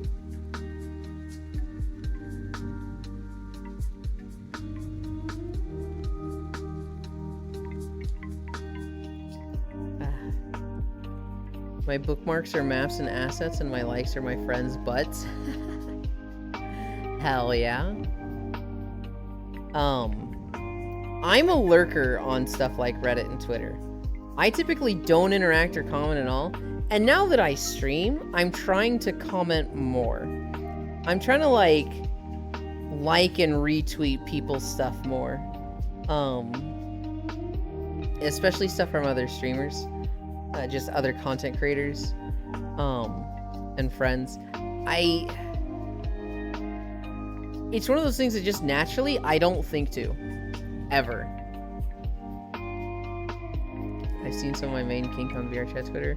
The models are heckin' adorable. Ooh, I'm happy for you. Sounds like an awesome life to live.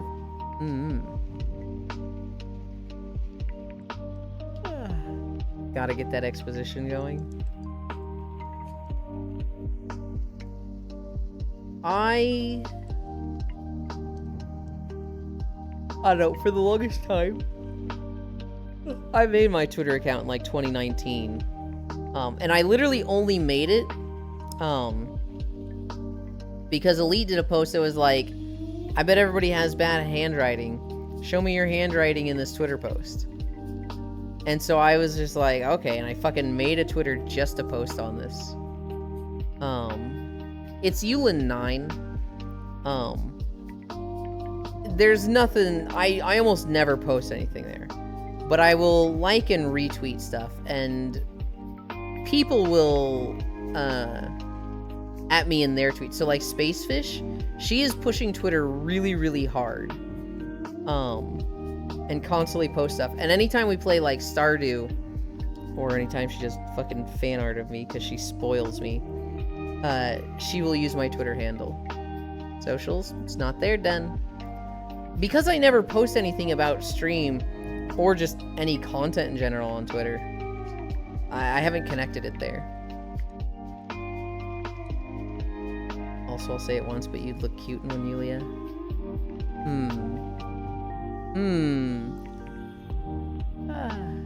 Oh yeah, I finally added my Just H Joker to my model. Hell yeah. The 9 is because at Yuland was taken. And so I was like, okay, I'll do a Z. And I think that might have also been taken. And so then I just did a 9 because that's my favorite number. And, we, it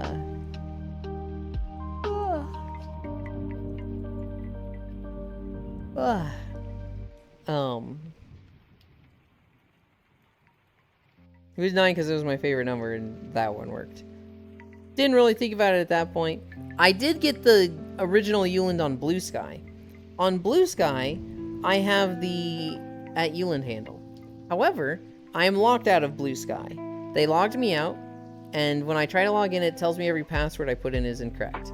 And when I do the, hey, I forgot my password, send me a password reset, they're not sending it to me. And apparently it's been an issue for a while. So I either need to like really go hard and like literally call Blue Sky support and be like, I need to like reset my password and it's not giving me a link. Or just wait for them to fix the issue, which has been an issue for 2 years at this point. Yeah, Den Sakura was taken too. We'll better post now, mister, because I followed. I'm not planning to. You're gonna see my freaky likes though. Maybe they're not that freaky, but I follow a lot of artists, and a lot of them are not wholesome. Yulia did 9 because it was a 9-inch femboy. Okay, it is not 9 inches. I don't even know if I'd want it to be 9 inches. Yulin do be a 9-inch tall femboy. Try now because they went and made it public somewhat recently. Well, I made it public. I didn't get my Blue Sky until it went public. Like the day it went public, that's when I got that's when I made my Blue Sky. I never got an invite from anybody. And then I used it like every day for a month. For a month it was like, dude, this is actually kind of cool. I'm liking this. Hide them like Twitter Blue? No. I want them. I want people to see them. I like people seeing that stuff. And to see those specifically, you have to go looking for them. So it's not like I feel bad where it's like, oh, somebody saw this stuff that they didn't want to see. It's like, nah, you just fucking wanted to see it if you went going through my likes. Or if you went going through my follows, I should say. My likes are way more unwholesome than yours, Yulia. Oh, for sure. I don't doubt it at all. My blue sky is bits mechanics. Yeah, no, it's... I was looking at it like a week or two ago, bits. And they just won't send me a password reset. So it's like, alright, cool. I guess I just don't use blue sky until then. And then I look it up. Like, I look up, like, hey, are people not getting the blue sky password reset? And there's, like, long threads that are like, same issue, same issue, same issue. You should look through them sometime, Uwo. Maybe.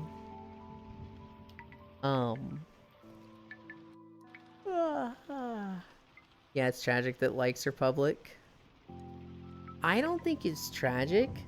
I think you should be able to hide likes. So, like, if people that you follow are liking weird stuff, you should be able to hide that. You should be able to hide specific people's likes. Just the more options you have, the better. But, like, if you want to see that stuff, hell yeah.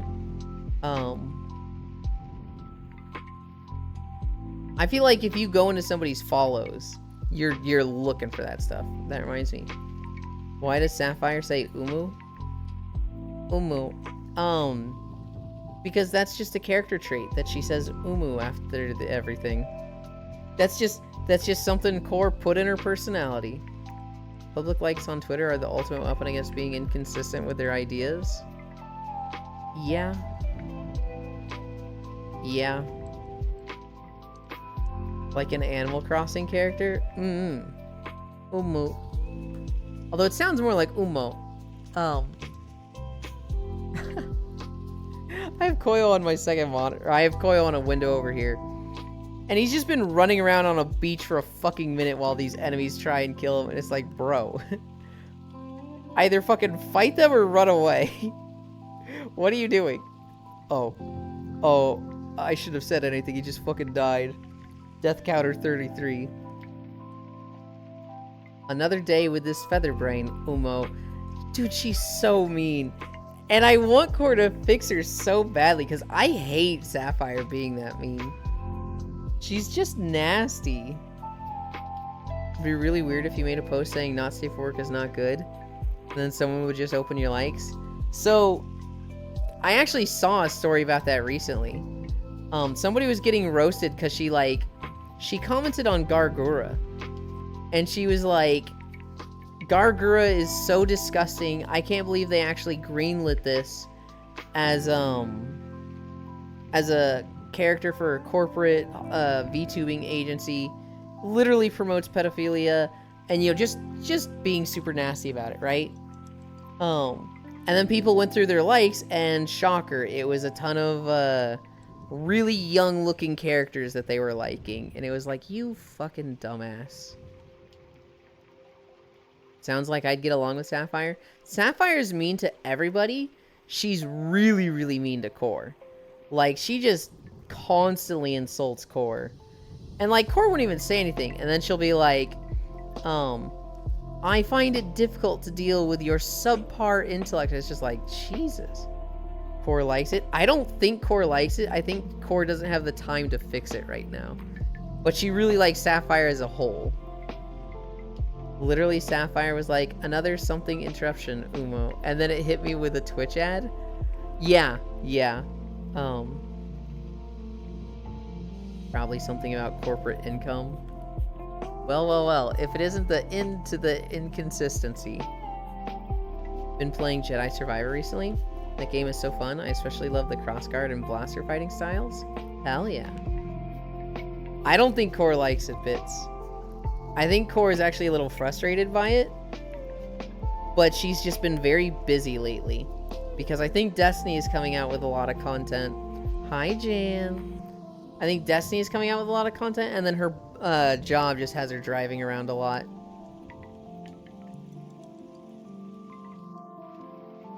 I'm proud Lolly and Shotokan, and it's always euphoric to see an anti get fucked over by their likes. Yeah. I have voiced my opinion on it before. I don't like lolly and Shota content. That being said, we don't pick our fetishes. And so if people are into that stuff, keep it in art. It better never fucking like boil over into real life where it actually hurts somebody. But welcome back, Ellie. But you know, if that helps you get your rocks off, go for it. Just never let it hurt somebody. But that's my take on what I call cursed fetishes. I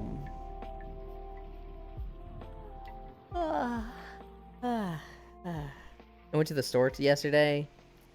I was weak. I got cookies again. I literally can't stop myself. I'm gonna reward myself with a cookie after this,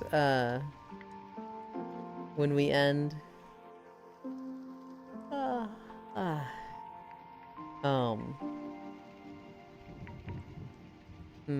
What am I doing today? We're doing Tarif for BDO recording. We're starting at Tarif when we're going to a close end. I think it's gonna be short. I think it's gonna be like a 20-minute video. Can't believe you. I can't stop myself. I like cookies. They're good. What I need to do is find cookies that are like low sugar, low calories. I don't care if they're too many calories, so long as I stay within my thing. I just need low sugar. I feel the same. Like, do whatever you like and indulge whatever you like, but don't do it if it hurts somebody. I walked 10,000 steps yesterday and burned 700 calories. Probably more. Just doing work and going to school in the afternoon? Hell yeah. Good job. I can tell you right now, you did not burn 700 calories just from doing 200 steps. Or 10,000 steps. Because that is a little over 2 miles, and I'll do 2 miles and barely burn like 300. I have oatmeal cookies myself, and they are so good. Hell yeah. I feel like I should try oatmeal. I don't know if I've ever, like, given it a fair try. Oatmeal's pretty healthy, right? Oatmeal cookies are S tier? Yeah, oatmeal's pretty. What? The oatmeal's pretty good. I see. Frosted oatmeal cookie? Weird. I will say though, Grushmentai is pretty heckin' pog.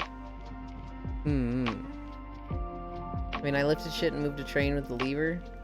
So damn, I hope it's not just the steps. Oatmeal's pretty great.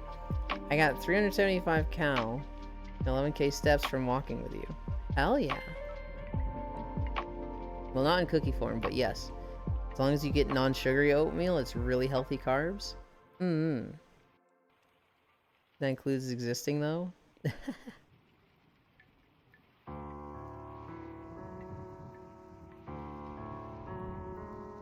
Gargura Tau Munch. Oatmeal cookies are the best, especially homemade peanut butter oatmeal raisin cookies. You had me until you had raisins in there. Take the raisins out, and I'm like, I see peanut butter, I'm like, oh shit, that sounds good.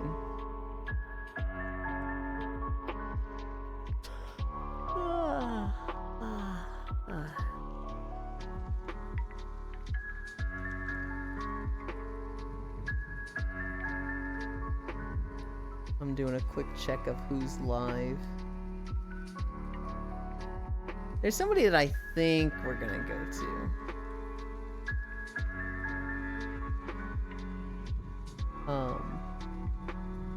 I don't remember the last time we rated this person. But they've been very nice to me. Oh, it looks like they're showing off animations of stuff.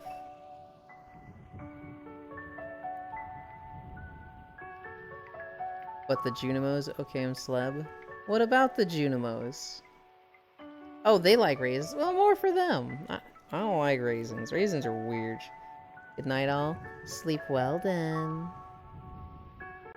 Guys, gotta remember, Yulin's literally a dog.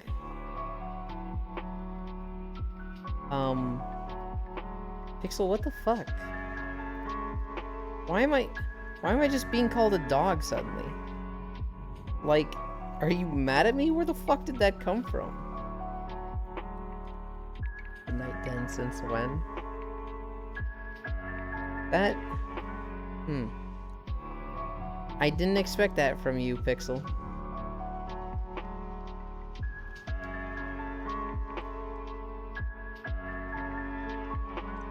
Cause word up, dog.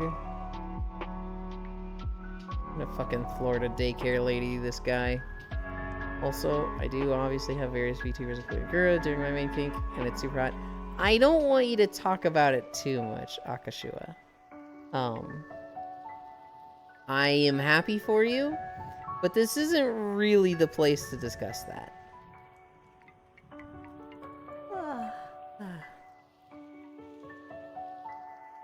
Good night, Den. Today is Thursday. We're gonna record a BDO video, maybe 2. I think both of the next 2 videos are really, really short. We're actually getting close to the end of the BDO series. I think I only have like 5, maybe 6 videos left to do. And so, thank you for streaming, Yulin. Have a lovely day. I'm not ending quite yet. I'm just thinking about it. That's quickly you'll be like, why are you taking your pants off? Pants come off and peanut butter on it. Oh, peanut butter! Zaki did a tweet about that, because Zaki is, they're a dog-themed VTuber lately. They have rebranded. And, they had the post with a, bro, why are you taking your fucking pants off? Oh, peanut butter!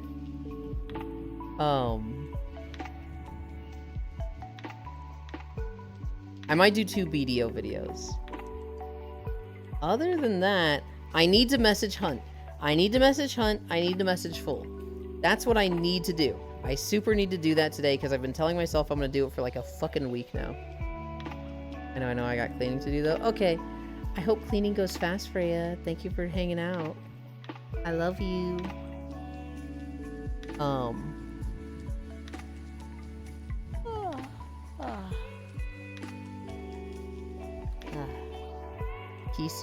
Kisu, Chu.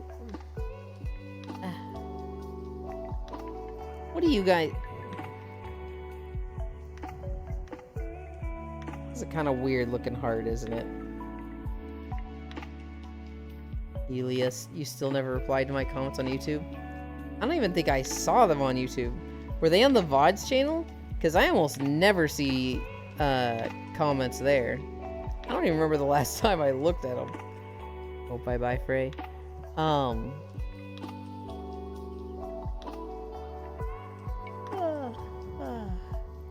The comments have been slowing down on the YouTube channel because I've been doing BDO videos. And those get... on a bad video, they'll do like 20 views. On a good one, they'll do like 90. It's just so much less than the World of Warcraft videos. So, like, I'll every now and then get a comment. But for the most part, once we get through... I'm, like, getting tongue-tied.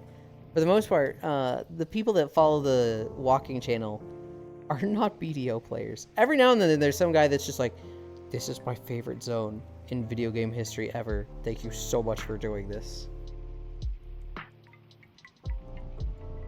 I always do the 2 fists in VR chat for heart. So I like this heart. This is, oh my god, I'm struggling to like aim it at the camera. This is a decent art, but it just looks, This one doesn't seem bad. But it also, like, I think of the Monarch from Venture Bros. And I'm like, oh, that's kind of lewd. Reply to them. Yeah, it's on the VODs. Now that I know about them, I'll probably go check them out. I don't have to log into the VODs channel to upload to it. I just, what I do is I open a tab. I search for the VODs channel and I'm like, what was the last upload? This one? Then I go to my Discord exports and I upload whatever's next. And then I close those 2 tabs. That's how I upload my VODs. I never have to actually get into that account. With the walking videos, I actually have to get into that account and do like a description, tags, the upload, the thumbnail.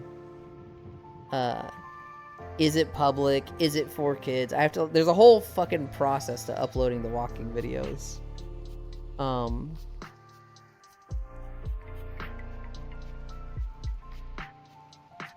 But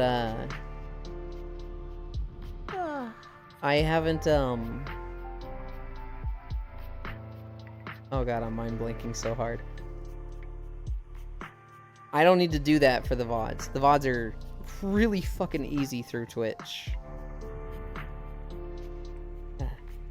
Oh god, we've almost been live for 4 hours. I'm hungry. I'm tired. Let's end here.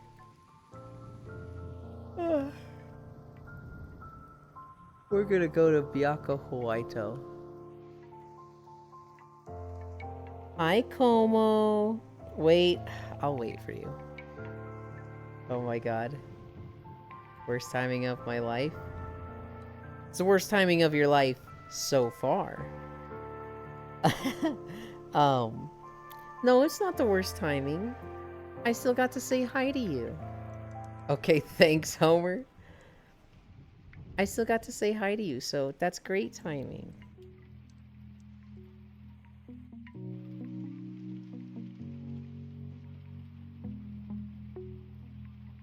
No, do it. Do it. What were you gonna do? You can go ahead.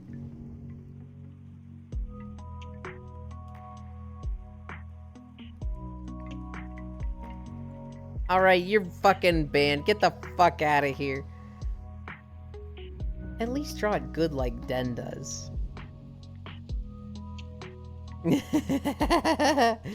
Go and practice drawing your Among Us goofballs off screen.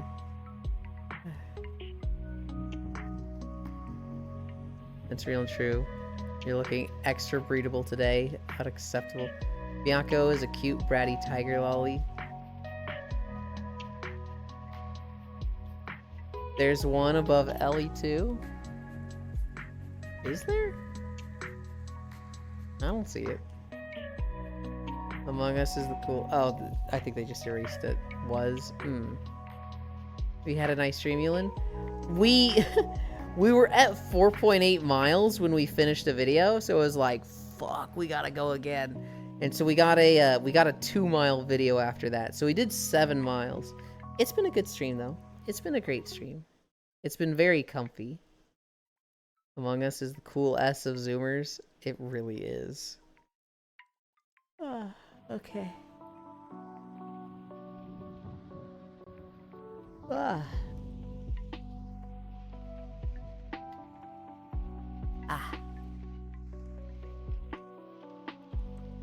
getting up from the beanbag.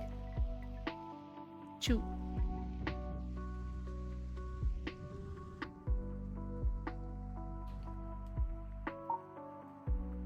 Behavior.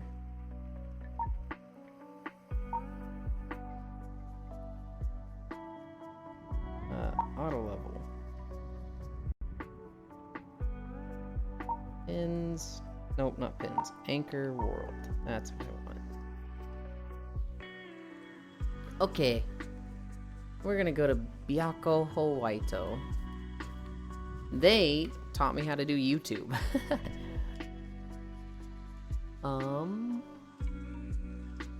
I need to move this over here. Now there's a tiny hat. Oh, Elon, I'm very proud of your efforts. Thank you. We walks 500 miles and 500 more when we are never doing 500 miles in a day. Good lord, I don't even think that's possible. Well done, Ewan and goodbye. Thank you. Bye, Ewan. Thanks for streaming. Sorry I didn't get here sooner. Como, never apologize to streamers. You treat them like the e-girl trash in the nightclubs of VR chat that you find an ERP with, and then you block them the same day. The moment you're done with them, you take from them what you need, And when you're done with them, you throw them away like a hooker in a ditch. Never apologize to streamers. Choose, shut up and go, just leave. Yeah. There's the socials. Flash Raid. 2Ks, right? Nako Owaito. This channel is intended for mature audiences. Yeah, everyone here's mature. Thanks for streaming you. Thank you for hanging out. Go on, get out of here, you little skank pit. Oh my goodness. I refuse. Thanks for stream. Love you, accept me. Thank you everybody for keeping me company. We did 7 miles. It was like 1,080 calories. Where's my tracker? 1,093. I'm pretty sure we added 13 just sitting there though. Let's go say hi to Bianco. They were showing off a bunch of cool animations because they used to do like the crazy insane animations in VR chat. I think they're just being comfy now. But if you stick around there, you'll probably see some cool animations. That being said, bye. I love you.